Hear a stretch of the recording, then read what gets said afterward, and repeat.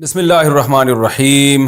پہلا سوال نبیل صاحب نے کراچی سے پوچھا ہے جی کہ کراچی میں ڈاکوؤں کا راج ہے اور آئے دن قتل و غارت کر رہے ہیں، ایسی صورت میں عوام ڈاکوؤں کو پکڑ کے جلاتی بھی ہے، قتل بھی کرتی ہے، کیا یہ عمل عوام کے لیے جائز ہے؟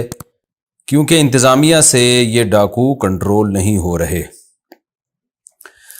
میں خود کراچی میں ہوں اور آئے دن قتل و غارت کی خبریں سننے کو مل رہی ہیں۔ ہمارے ابھی ایک ریلیٹیو تھے، ہماری گلی میں ہی رہتے ہیں، میری بڑی اچھی دوستی ہے، وہ بھی یو کے سے آئے ہوئے تھے، ان کے ساتھ ان کا ایک دوست بھی لندن سے آیا ہوا تھا۔ چند دنوں کے لیے کراچی آیا وہ، اور اپنی وائف اور اپنے بچوں کو لے کے یہیں کہیں یو پی کی طرف آئس کریم کھانے کے لیے رات کو وہ نکلے، ینگ لڑکا بالکل، اور ڈاکوؤں نے آ کے موبائل وغیرہ چھیننے کی کوشش کی۔ وہ لڑکا جھکا کچھ اٹھانے کے لیے، اس بیچارے کے پاس تو اسلحہ ہی نہیں تھا۔ ڈاکوؤں نے صرف اس وہم کے شاید یہ ہمیں مارنا چاہتا ہے یا کیا کرنا چاہتا ہے، وہیں آن دا اسپاٹ اس کی ڈیتھ واقع ہو گئی، یعنی اس لڑکے کو قتل کر دیا، شہید کر دیا، بیوی اور بچوں کے سامنے ان کا باپ وہیں تڑپ تڑپ کے شہید ہوا ہے، اور بیوی کے سامنے اس کا شوہر۔ سوچیں اس گھر میں کیا قیامت مچی ہوگی۔ یہ ریسنٹلی 2-4 دن پرانا واقعہ ہے۔ ان کا تو سارا دورہ تباہ و برباد ہو گیا نا۔ ایک واقعہ نہیں ہے، ہمارے جامعۃ الرشید کے ایک استاذ ہیں، ان کے ٹانگ میں گولی ماری ہے، اس کے بعد پھر کوئی ٹانگ میں گولی، کوئی سر میں گولی۔ اتنا زیادہ یہ ہونے لگا ہے کہ ہر دوسرے تیسرے دن ہمیں خبر آ رہی ہے۔ کراچی تو اتنا بڑا ہے، ہمیں تو اپنے علاقوں کی خبریں آ رہی ہیں خالی، باقی پورے شہر میں کیا ہو رہا ہوگا۔ ایسی صورت میں اگر بالفرض ڈاکو گرفتار بھی ہو جائے، اول میں 100 میں سے کوئی ایک آدھ ہوتا ہے جو اریسٹ ہوتا ہے، جو پولیس اس کو پکڑ سکتی ہے، ظاہر ہے ہر وقت پولیس تو وہاں موجود نہیں ہوتی، تو لوگ یہ کہتے ہیں 2-4 دن کے بعد وہ چھوٹ کے آ جاتا ہے۔ قانون آپ کا ایسا ہے جو شاید ڈاکوؤں کو زبردست طریقے سے سپورٹ کر رہا ہے۔ رینجرز والوں سے میں نے بات کی ہے، رینجرز کے جو آفیسرز ہیں ان سے ہم نے بات کی ہے، بھئی یہ کیا بدماشی ہو رہی ہے؟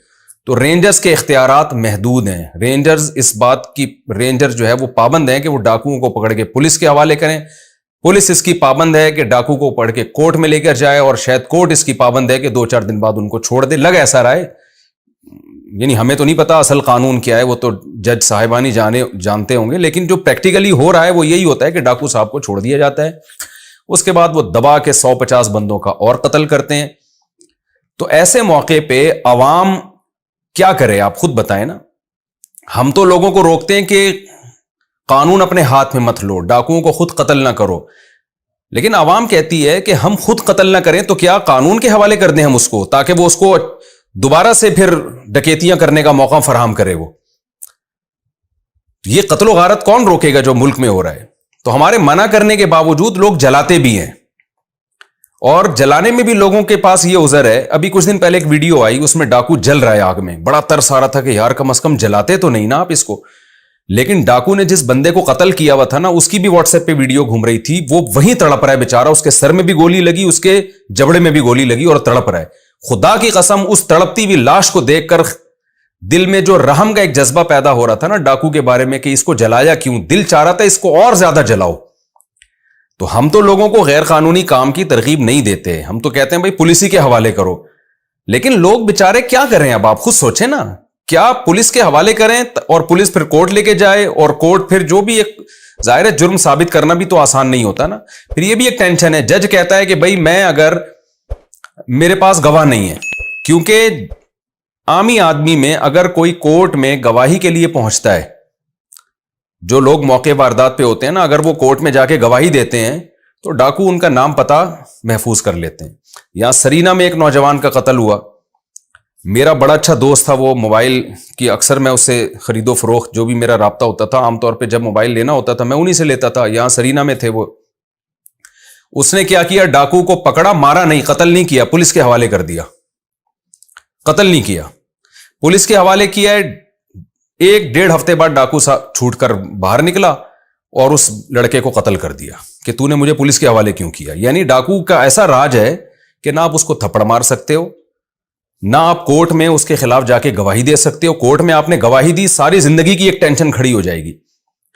تو لوگ یہ کہتے ہیں کہ ہمارے پاس डाकुओं को पकड़ के जान से मारने के अलावा कोई ऑप्शन है नहीं, गवर्नमेंट ने छोड़ा नहीं, हमारा कानून खुद लोगों को मुजरिम बना रहा है। और जलाने का भी लोग कहते हैं हमारे पास उस वक्त कुछ भी नहीं है, तो जलाने के अलावा हम क्या करें? ठीक है, जलाना लोगों के दलाइल मैं दे रहा हूं, मैं ये नहीं कह रहा कि मैं इसको मोटिवेट कर रहा हूं कि लोगों को ऐसा करना चाहिए, ताकि मेरी आवाज किसी तरह हुकूमती इदारों तक पहुंचे कि आप खुद लोगों को कानून हाथ में लेने पर मजबूर कर रहे हैं। लोग सेल्फ डिफेंस करेंगे, लोग मारेंगे भी, हमारी बातें नहीं सुनेंगे, लोग जलाएंगे भी, जो जिस तरह से लोगों को मिलेगा अपना गुस्सा निकालेंगे वो। तो लोग जो कुछ कर रहे हैं वो अपने लिहाज से कर रहे हैं, और वो लोग ये कहते हैं कि हम इस पे मजबूर हैं, हमारे पास इसके अलावा कोई ऑप्शन नहीं है।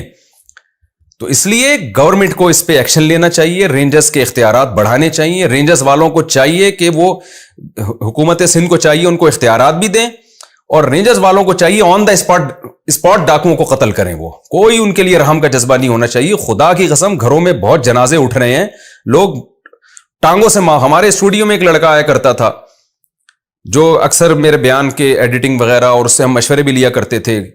कुछ दिन पहले मैं उसके घर गया हूं, वो बेचारा लंगड़ा हो चुका है, टांग उसकी जो है ना वो गोली लगी है उसके घुटने पे, इतना बड़ा ऑपरेशन हुआ उसका, जवान आदमी, वो बेड पे पड़ा हुआ है। तो लोग पैसे ले जाते हुए डर रहे हैं, और जो दूसरे मुल्कों से आती हैं, कल हमारे एक दोस्त अमेरिका से आए, तो मैंने उनसे कहा कि चलें जरा कराची में, आप थोड़ा सा, यानी आप तो एक होटल में बंद हुए हैं, थोड़ा सा आप घूमते क्यों नहीं? अपनी फैमिली के साथ आए थे तो घूमे। उन्होंने कहा भाई मैं कराची में नहीं, मेरे अंदर इतना हौसला नहीं है कि कराची जैसे शहर में मैं घूमूं। तो क्या यानी हालात हुए हैं। तो हम नहीं कहते लोगों को कि वो डाकुओं को पकड़ के कत्ल करें या जलाएं, लेकिन लोग ये काम करेंगे हम, और जिसके यहां कोई मैयत होगी ना, उसके दिल में इंतकाम का जज्बा होगा। तो गवर्नमेंट बजाय इसके कि लोगों को जलाने से, कत्ल करने से रोके, पहले गवर्नमेंट अपना निजाम दुरुस्त करे, डाकुओं को इबरतनाक सजा हो, रेंजर्स के इख्तियारात बढ़ाए जाएं, पुलिस के इख्तियारात बढ़ाए जाएं, ऑन द स्पॉट डाकू को वो कत्ल करें। अल्हम्दुलिल्लाह कुछ पुलिस वाले मारते भी हैं, यहां मुकाबला हुआ कुछ दिन पहले और पुलिस वालों ने डाकुओं को कत्ल किया। वो डाकू भाग रहे थे, पुलिस पे फायर भी कर रहे थे, मार दिया पुलिस वालों ने। बड़ा मजा आया, मेरा दिल चाह के मैं इन पुलिस वालों की दावत करूं। एक दफा तो मैंने दावत की भी थी, सोराब गोट ले जाके उनको खाना वाना खिलाया, खूब दबा के हमने अपने खर्चे पे अल्हम्दुलिल्लाह उनको, यानी कोई ऐसा नहीं था कि गवर्नमेंट ने हमें कोई पैसे दिए हो कि जी आप इनको मोटिवेट करें। तो हमने कहा हुकूमत की तरफ से इनकी हौसला अफजाई हो या ना हो, हम तो करें ना। तो कोई भी पुलिस वाला डाकू को मारता है, इतना मजा आता है, मेरा दिल चाहता है बस कि उस पुलिस वाले को मैं बहुत ज्यादा अप्रिशिएट करूं। तो मैं तो लड़कों से कहता हूं यार, कोई भी पुलिस वाला अगर डाकू को कत्ल करे ना, उसका नंबर तलाश करो, हम उसको अपने तौर पर हम उसको गिफ्ट देंगे, इनाम भी देंगे, उसकी दावत भी करेंगे, उसको मोटिवेट भी करेंगे। गवर्नमेंट भी करती होगी, लेकिन हम तो करें ना। तो आवाम को भी चाहिए कि ऐसे पुलिस वालों को अप्रिशिएट किया करें जो डाकुओं को मारे। एक पुलिस वाले ने अगर एक डाकू मार दिया ना, इसका मतलब 100 इंसानों को कत्ल होने से उसने बचा लिया है। कुरान क्या कहता है? वलकुम फिल क़िसास हयातुन या उलिल अलबाब। मुजरिम आदमी को कत्ल करने में ए लोगों तुम्हारी जिंदगी है, तुम्हारी हयात है। इन डाकुओं, ये डाकू काबिल तरस नहीं है, खुदा की कसम। इन पे जो तरस खा रहे हैं ना, 2 थप्पड़ उसके लगाने चाहिए कमबख्त के, कि तू इन जालिमों पे तरस खा रहा है जो जवान औरतों को बेवा कर देते हैं और छोटे छोटे बच्चों को यतीम कर देते हैं। तो इसलिए अवाम जो है ना, ये काम जो डाकुओं को जलाने वाला, पेट्रोल छिड़क के आग लगाने वाला, कत्ल करने वाला अवाम काम जो कर रही है, हम बिल्कुल इसको अप्रिशिएट नहीं करते, गैर कानूनी काम है। लेकिन इस गैर कानूनी काम से गवर्नमेंट अगर लोगों को रोकना चाहती है तो पहले अपने कानून को ठीक करे वो, उसके बाद लोग रुकेंगे। वरना आपकी बातों से, तकरीरों से लोग रुकते नहीं है, वो मजबूर हैं। लोग अपने आप को मजबूर समझते हैं, मजबूर हैं या नहीं है ये तो मैं नहीं जिम्मेदारी लेता, लेकिन लोग अपने आप को मजबूर समझते हैं। अच्छा भाई, रास्ते या घर के दरख्तों से फल तोड़कर खाना। इधर रास्ते में या किसी के घर में बहुत फल और फलदार दरख्त होते हैं। अच्छा, डाकुओं के बारे में एक बात यह भी जहन में रखें, बाज दफा कोई बेगुनाह आदमी को भी लोग पकड़ के मार देते हैं। मिसाल के तौर पर आपकी किसी से दुश्मनी है, आपने उसको पकड़ा और मशहूर कर दिया डाकू डाकू डाकू डाकू, ये डकैती कर रहा था। तो हमारे यहां ये भी लोगों में सेंस नहीं है कि वो तहकीक कर लें वाकई कर भी रहा था कि नहीं कर रहा था। ऐसा भी एक वाकया हो चुका है, 2 आदमियों का ऐसे ही फड्डा हो रहा है, एक ने मशहूर कर दिया ये डाकू है, लोगों ने पकड़ के उसको मार दिया, वो डाकू नहीं था। तो ऐसा ना हो कि कोई भी किसी को मार रहा हो तो आप भी जाके गरीबी में शरीक हो जाएं। हम एक बचपन में पंजाब में हमने देखा कि एक बंदे को दरख्त से बांधा हुआ है और किसी ने ये कह दिया कि ये चोर है, चोर पकड़ा है। तो सरगोदा का वाकया ये। تو جتنے بھی لوگ وہاں سے گزر رہے تھے نا، ہر شخص تبرکن 2 تھپڑ لگا کے جا رہا تھا. اچھا میں چھوٹا بچہ تھا، میں نے کہا یار یہ پہلے تحقیق تو کرو کہ یہ جو ہے چور ہے بھی کہ نہیں ہے. وہ کسی نے باندھ دیا، اب پتہ نہیں، ہو سکتا ہے وہ چور ہو، لیکن یہ بھی تو پاسبل ہے کہ چور نہ ہو. لیکن جو بھی گزر رہا ہے نا، جاتے جاتے لوگوں نے کیا کیا کہ تبرکن کہ یار چلو 2 تھپڑ ہماری طرف سے بھی، تھڑاک تھڑاک. جس کو بھی کہیں دنیا میں کسی، یعنی کوئی بہت سے لوگ ایسے ہوتے ہیں نا جنہوں نے کبھی بھی کسی پہ ہاتھ نہیں اٹھایا ہوتا، تو وہ کہتے ہیں چلو یار ہم بھی آج ہاتھ اٹھانے کا مزہ لے لیں. تو وہ ایسا نہ ہو کہ آپ کسی بے گناہ کو کوٹنا پیٹنا شروع کر دیں. دوسرا، یہاں ایک واقعہ ہوا، ایک چور پکڑا گیا اسی محلے میں، لوگوں نے اس کو اتنا پکڑ کے مارا ہے کہ وہ مرنے لگا تھا. تو میں نے اس کو چھڑایا. ڈاکو الگ چیز ہے، چور الگ چیز ہے. ڈاکو وہ ہوتا ہے جو اسلحہ لے کے آتا ہے، چور اسلحہ کے ساتھ تھوڑی آتا ہے. چور کو تو پولیس چترول لگائے، مارے پیٹے، لیکن قتل نہیں کرے. تو بعض دفعہ چور ایک سادہ سا چور ہوتا ہے، اس کو ٹھیک ہے پولیس کے حوالے کریں یا لوگ اپنے طور پر جو بھی اس کو سزا دینی ہوتی ہے، جو کہ غیر قانونی، ہم اس کو اپریشیٹ نہیں کرتے لیکن لوگ کر رہے ہوتے ہیں، میں نے بتایا. لیکن اس میں قتل وتل تو کسی صورت میں نہیں بنتا چور کا. ہاں تو جو ڈاکو ہے نا، ڈاکو، اس کی سزا اسلام میں قتل ہے. حکومت پر لازم ہے کہ ڈاکو کو قتل کرے. اور اسلام نے کیا، قرآن نے واضح سزا بیان کی ہے، تقطع ایدیہم وارجلہم من خلاف، کہ اس کے ہاتھ اور پاؤں کاٹ کے اس کو چوک پہ لٹکایا جائے. یہ حکومت پر لازم ہے کہ یہ حکومت یہ سزا دے ڈاکو کو. اتنی بڑی سزا ہے، اور کیسے دندناتے پھر رہے ہیں ڈاکو. اور پھر یہ بھی ہے کہ جب سے سیلاب زدہ علاقوں سے بہت سے لوگ کراچی میں آئے ہیں نا، تو بیچارے بہت سارے تو مجبور ہیں، لیکن بہت سارے کرمنل ایکٹیویٹیز میں ان علاقوں میں پہلے سے مشہور تھے، اندرون سندھ یا پنجاب کی طرف. تو وہ جو چور اچکے قسم کے لوگ تھے وہ بھی کراچی میں آ گئے ہیں. بہت سارے تو مستحقین ہیں، وہ تو ہمارے بھائی ہیں، ہمیں ان کی مدد کرنی چاہیے، ان کو گلے لگانا چاہیے. لیکن ایک ڈاکوؤں کی بھی ایک پوری کھیپ جو ہے نا وہ کراچی آ گئی ہے. اس کے بعد سے یہ جو ڈکیتی کے واقعات ہیں یہ بہت زیادہ بڑھ گئے ہیں. تو خدا را حکومت ایکشن لے اور اس کو کنٹرول کرنے کی کوشش کرے، ورنہ لوگوں کا قتل بہت ہو رہا ہے اور بہت زیادہ کراچی کے حالات خراب ہو گئے ہیں. راستے یا گھر کے درختوں سے پھل توڑ کر کھانا. ادھر راستے میں یا کسی کے گھر میں بہت پھلدار درخت ہوتے ہیں، لیکن یہ لوگ ان پھلوں کو استعمال نہیں کرتے اور اکثر پھل ضائع ہو جاتے ہیں. کیا ہم ان کو استعمال کر سکتے ہیں؟ محمد عمران اٹلی سے. دیکھیں اٹلی کے قانون تو آپ جانتے ہوں گے، میں تو کراچی کے بارے میں بتا دوں. یہاں اگر باہر درخت لگا ہوا ہو، پھل لگے ہوئے ہوں، لوگ کھاتے ہیں، تو عام طور پر لوگوں کو اس پہ، جو درخت کا مالک ہے اس کو اعتراض نہیں ہوتا. اگر اعتراض ہے تو نہ کریں. یہاں ایک درخت لگا ہوا ہے سہاجنا کی جو ہے نا، اس کے پتے میں اپنی بکریوں کو کھلایا کرتا تھا. تو وہ جو جن کا درخت ہے انہوں نے تھوڑا سا ٹیڑھی آنکھوں سے دیکھنا شروع کر دیا، تو ہم نے کھلانا چھوڑ دیا. ظاہر انہوں نے درخت لگایا تھا کسی وجہ سے، ہم اپنی بکریوں کو کھلا رہے تھے. تو جو درخت کا مالک ہے اگر اس کی اجازت نہیں ہے تو نہیں کھلا سکتے. تو اٹلی میں آپ توڑ کے دیکھیں، کوئی منع کرے تو نہیں توڑیں، اگر منع نہیں کرتے لوگ، جن کا درخت ہے ان کی طرف سے اجازت ہے تو کھا لیں آپ. ہاں یہ اگر درخت کے مالک کی طرف سے اجازت نہیں ہے پھر آپ نہیں کھا سکتے. پھر یہ دلیل کہ ضائع ہو رہا ہے اس سے بہتر ہے میں ہی کھا لوں، یہ دلیل ٹھیک نہیں ہے. کیونکہ جس کی ملکیت میں کوئی چیز ہوتی ہے اس کی پرمیشن کے بغیر آپ وہ چیز استعمال نہیں کر سکتے، اگرچہ وہ ضائع ہی ہو رہی ہو.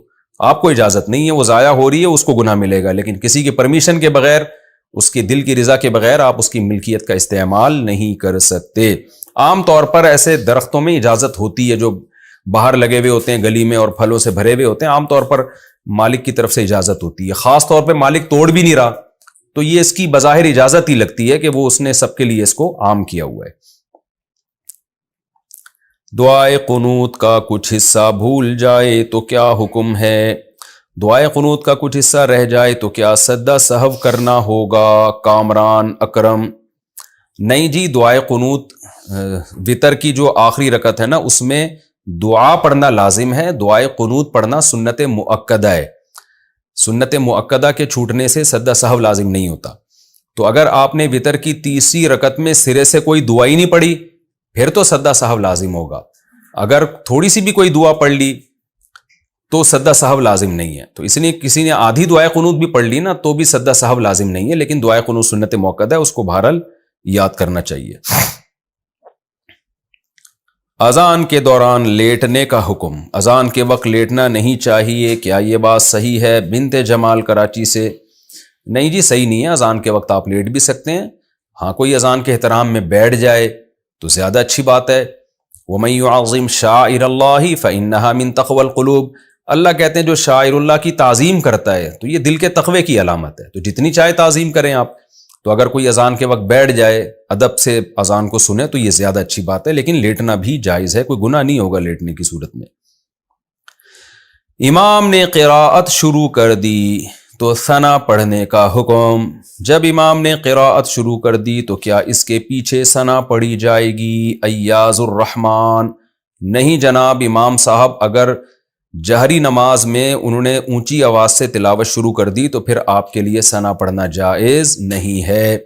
ہاں سری نمازوں میں پہلی رکعت میں آپ شامل ہوئے تو پھر آپ ثنا پڑھ سکتے ہیں، جو سری کا مطلب وہ نمازیں جن میں خاموشی سے تلاوت کی جاتی ہے۔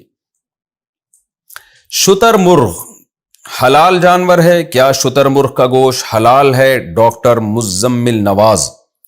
ڈاکٹر صاحب شتر مرغ کا تذکرہ کر کے آپ نے زخموں پہ نمک چھڑک دیا ہے، کیونکہ میں 4 شتر مرغ کے بچے لایا تھا جن میں 3 مر گئے، 1 زندہ بچا ہے، اور آج وہ بھی لنگڑا رہا ہے۔ تو آپ سے خصوصی دعاؤں کی اپیل ہے کہ اللہ میرے شتر مرغ کی حفاظت کرے، تو اور اس کو اللہ لمبی زندگی دے، کیونکہ شتر مرغ کی زندگی بڑی لمبی ہوتی ہے اور حلال جانور ہے۔ میں تو پالتا ہی حلال جانور ہوں، حرام ہونے کی کوئی دلیل نہیں ہے، کیونکہ یہ بھی پرندوں میں شامل ہے، دانہ چگتے ہیں۔ ہر وہ جانور جو پنجوں سے شکار کر کے نہیں کھاتا وہ شریعت میں حلال ہے، یعنی پرندوں میں تو جیسے مرغی ہے چونچ سے کھاتی ہے، اور چڑیا اور یہ سب چیزیں جو چونچ سے، شتر مرغ بھی اپنے چونچ سے کھاتا ہے، وہ درندوں میں اس کا شمار نہیں ہوتا، اس لیے شتر مرغ بھی حلال ہے۔ اور آپ تو ڈاکٹر ہیں، ہم سے زیادہ جانتے ہیں، فل آف پروٹین ہے، اور شتر مرغ کی فارمنگ کے لیے ہماری پچھلی گورنمنٹ نے تاجروں کو بہت سہولتیں دی تھیں اور تاجروں کا بیڑا غرق کر دیا تھا الحمدللہ، کیونکہ پچھلی گورنمنٹ نے جب تاجروں کو بہت ساری سہولتیں دیں کہ بھئی تم شتر مرغ کی فارمنگ کرو، انہوں نے اس حکومت کی سہولتوں سے فائدہ اٹھا کے فارمنگ شروع کر کے کروڑوں روپے انویسٹ کر دیے، کیونکہ ان دنوں میں ہمارے پاس بھی تاجر آئے تھے مسئلہ پوچھنے کے لیے، اور جو ہے وہ ویسے ہی خوشی میں بتا رہے تھے کہ ہم بھی یہ کر رہے ہیں۔ انہوں نے شروع کیا ماشاءاللہ، آپ کو پتہ ہے پاکستان کا نظام حکومت کتنا گندا ہے ماشاءاللہ، وہ حکومت ہی چینج ہو گئی، اگلی حکومت نے کہا کہ ہم آپ کو وہ سہولتیں نہیں دیں گے، وہ پچھلی حکومت کی پالیسی تھی، ہماری نہیں ہے، تو اگلی حکومت نے ان تاجروں کے کروڑوں روپے کا الحمدللہ بیڑا غرق کر دیا۔ اسی وجہ سے کوئی پاکستان میں ڈھنگ کا کام کرتا نہیں ہے کہ گورنمنٹ چینج ہوگی اس کی پالیسی بھی چینج ہو جائے گی۔ امریکہ میں اور کینیڈا میں اور لندن میں گورنمنٹ چینج ہوتی ہے لیکن ان کی بڑی بڑی پالیسیاں اس طرح سے چینج نہیں ہوتی۔ ہمارے یہاں پتہ نہیں کیا غلیظ گندا نظام ہم پر مسلط ہے، اللہ اس عذاب سے ہم سب کو بچائے۔ یہاں کوئی انویسٹمنٹ کرنا چاہتا ہی نہیں ہے، اگلا آ کے ٹانگیں کھینچنا شروع کر دیتا ہے پچھلی حکومت کی پالیسیوں کی، تو سسٹم ہی نہیں ہے کوئی، اللہ ہماری حفاظت کرے۔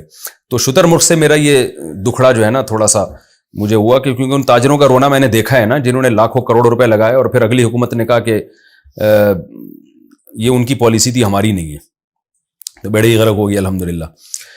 الحمدللہ یہ میں تنزیہ کہہ رہا ہوں، خوشی میں نہیں کہہ رہا۔ بہرحال آپ شتر مرغ کھایا کریں، اگر آپ اپنے خرچے پہ کھا رہے ہیں تو کھایا کریں، ڈاکٹر صاحب لوگوں کو بھی مشورہ دیں، اچھا گوشت ہوتا ہے۔ طلاق کے بعد سابقہ بیوی سے بات چیت رکھنا، کوئی شخص اپنی بیوی کو طلاق دے دے لیکن اسے اپنے بچوں کی وجہ سے ان کی ماں سے بات چیت کرنی پڑتی ہے، اور وہ اس کی کزن بھی ہے اور اکثر گھر میں آتی ہے، تو کیا یہ جائز ہے؟ ام طلحہ انگلینڈ سے، جائز ہے بشرطے کہ فتنے کا ذرہ برابر بھی اندیشہ نہ ہو۔ عام طور پر جس بیوی کو انسان طلاق دیتا ہے اگر اس سے بے تکلف ہوگا تو بہت بڑا فتنہ ہوتا ہے، کیونکہ اس سے تو بے تکلف پہلے ہو چکا ہے نا شادی کے بعد، اس سے وہ حجاب نہیں رہتا، اس لیے احتیاط ہی بہتر ہے۔ لیکن بچوں کی خاطر بعض دفعہ بات کرنی پڑتی ہے، تو اگر واقعی بچے ہیں اور بات کرنی پڑ رہی ہے اور فتنے کا ذرا بھی اندیشہ نہیں ہے، ریزرو ہو کے آپ بات چیت کر سکتے ہیں، کیونکہ بچوں کو تو بہرحال دونوں نے مل کے پالنا ہے۔ ہمارے یہاں طلاق کے بعد اتنی نفرتیں ہوتی ہیں کہ بچے چھیننے میں لگ جاتے ہیں۔ اور بھائی بچے تو دونوں کے ہیں نا، تو بچوں کی خاطر تو دونوں رابطہ کر سکتے ہیں۔ بہتر تو یہ ہے کہ براہ راست رابطہ نہ کریں، کسی کو ذریعہ بنا لیں، لیکن اگر وہ مشکل ہو رہا ہے تو براہ راست بھی کر سکتے ہیں۔ پھر بھی میں بتا دوں بشرطے کہ فتنے کا ذرے برابر بھی اندیشہ نہ ہو۔ میں نے یہ واقعہ بیان میں بھی کئی بار بتایا ہے کہ ایک دفعہ میں نکاح پڑھانے گیا تو لڑکے کی والدہ پہنچ گئی تھی، والد صاحب دیر سے آ رہے تھے اس محفل میں. میں نے کہا کہ یار تمہارے والد صاحب والدہ کو لے کے کیوں نہیں آئے؟ انہوں نے کہا میرے والد اور والدہ میں سیپریشن ہو گئی تھی 20 سال پہلے. تو لیکن یہ کہ ہماری تربیت دونوں نے مل کے کی ہے، والد صاحب نے الگ شادی کر لی، والدہ نے الگ شادی کر دی، لیکن ہمارے نکاح کے بارے میں مشورہ اور ہماری شادی میں شرکت وہ دونوں کر رہے ہیں. تو مجھے بڑا اچھا لگا یہ، کیونکہ ہمارے معاشرے میں طلاق کے بعد بچے ایسے ڈیوائیڈ ہوتے ہیں نا. طلاق کوئی پسندیدہ کام نہیں ہے، لیکن اگر ہو گئی ہے تو بھائی جتنا نقصان ہونا تھا ہو گیا نا. اس کو اپنے ایٹیٹیوڈ سے، اپنے رویے سے اس نقصان کو ضرب کیوں دے رہے ہیں، بڑھا کیوں رہے ہیں؟ بس ٹھیک ہے علیحدگی اختیار کر لی، نہیں رہ سکتے تھے، اللہ کی حدود پر قائم رہ سکتے تھے، ٹھیک ہے سیپریشن ہو گئی. تو بچوں کے لیے تو آپس میں یعنی نفرتیں نہ کریں نا. بچوں کی خاطر میں یہ نہیں کہہ رہا آپس میں محبت کریں، نفرت تو نہ کریں. تو بچوں کو دونوں نے مل کے پالنا ہے، بچوں کو یہ احساس نہ ہونے دیں.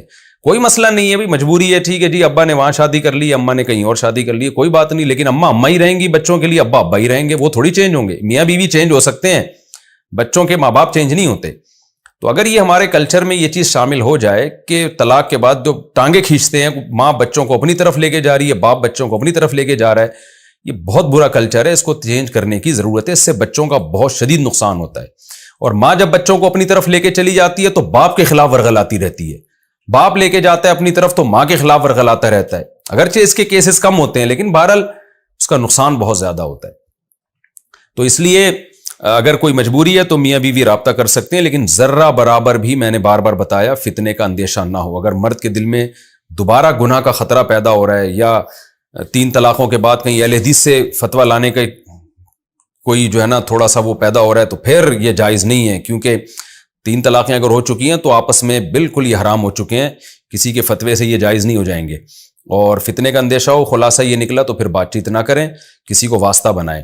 اور فتنے کا ذرہ برابر بھی اندیشہ نہیں ہے تو پھر ریزرو ہو کے بقدر ضرورت بات کی جا سکتی ہے. لیکن میں ویسے ہی مشورے کے طور پہ کہہ رہا ہوں، کسی کو بیچ میں ذریعہ بنا لیں تو وہ زیادہ اچھا ہے، تاکہ بدگمانی بھی نہ ہو لوگوں کو.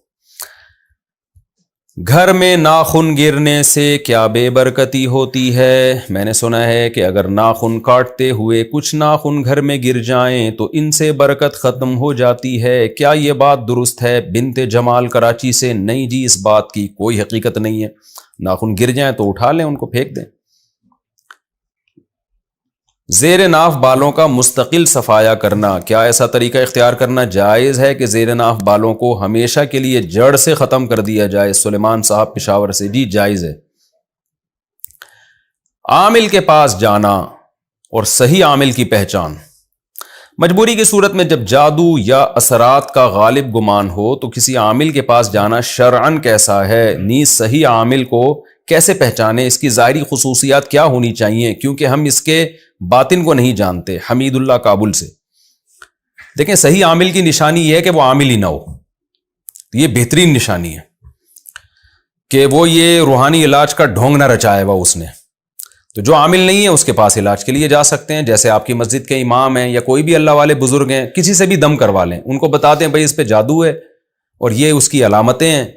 علامات سے بھی پتہ چلتا ہے کہ جادو ہے بھی کہ نہیں ہے. بعض دفعہ نفسیاتی بیماری 99% نفسیاتی بیماریاں ہوتی ہیں جس کو عاملوں نے بے وقوف بنا کے جادو کہا ہوا ہوتا ہے اور جن سے تعبیر کیا ہوا ہوتا ہے.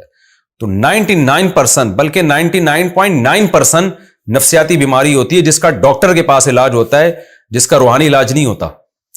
لیکن 0.1% ایسا ہو سکتا ہے کہ کسی پہ جادو ہو. تو اس کے لیے آپ یا تو خود آیت الکرسی، سورہ فلق، سورہ ناس پڑھ کے دم کیا کریں روزانہ، پانی پہ دم کر کے پانی کی چھینٹیں مار دیں، یا آپ کسی نیک بزرگ کے پاس چلے جائیں، مسجد کے امام کے پاس، بشرطے کہ وہ عامل نہ ہو، یہ ذہن میں رکھیں.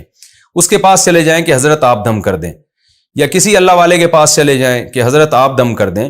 تو ظاہر ہے نیک آدمی کے دم کا اثر زیادہ ہوگا. بس اس سے زیادہ آگے نہ بڑھیں. بندہ ٹھیک ہو جائے اللہ کا شکر ادا کریں، ٹھیک نہیں ہوتا تو صبر کریں. دنیا میں ہر ٹینشن لازمی دور نہیں ہوتی. لیکن اگر آپ عامل کے پاس چلے گئے نا، یہ دیکھ کے کہ ان کی صورت پہ اتنا نور برس رہا ہے ماشاءاللہ اور یہ زبردست عملیات کرتے ہیں، تو آپ کی نسلیں تباہ ہو جائیں گی. یہ ذہن میں رکھیں، میرا یہ دعویٰ ہے. آپ کے پورے خاندان میں جن چڑیل بھوت، کبھی کسی پہ جن آ رہا ہے، کبھی چڑیل آ رہی ہے، کبھی پہ جادو ہو رہا ہے، ساری زندگی برباد ہو جائے گی آپ کی نسلوں کی.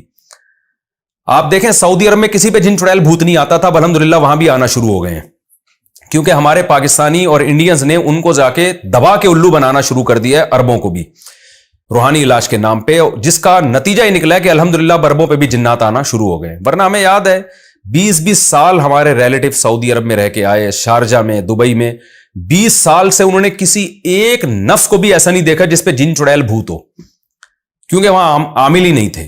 اب الحمدللہ یہاں سے عملیات کے نام پہ ٹوپی ڈراموں نے جانا شروع کیا، اپنی چہروں کے جو ایک کوئی گورا ہوتا ہے عامل، تو وہ زیادہ دکان چلتی ہے اس کی، تو جا کے وہاں عربوں کو بھی الحمدللہ الو بنانا شروع کیا ان لوگوں نے. بند فیکٹریاں چلا رہے ہیں یہاں کے عامل، جا کے عرب بھی الو بننا شروع ہو گئے الحمدللہ.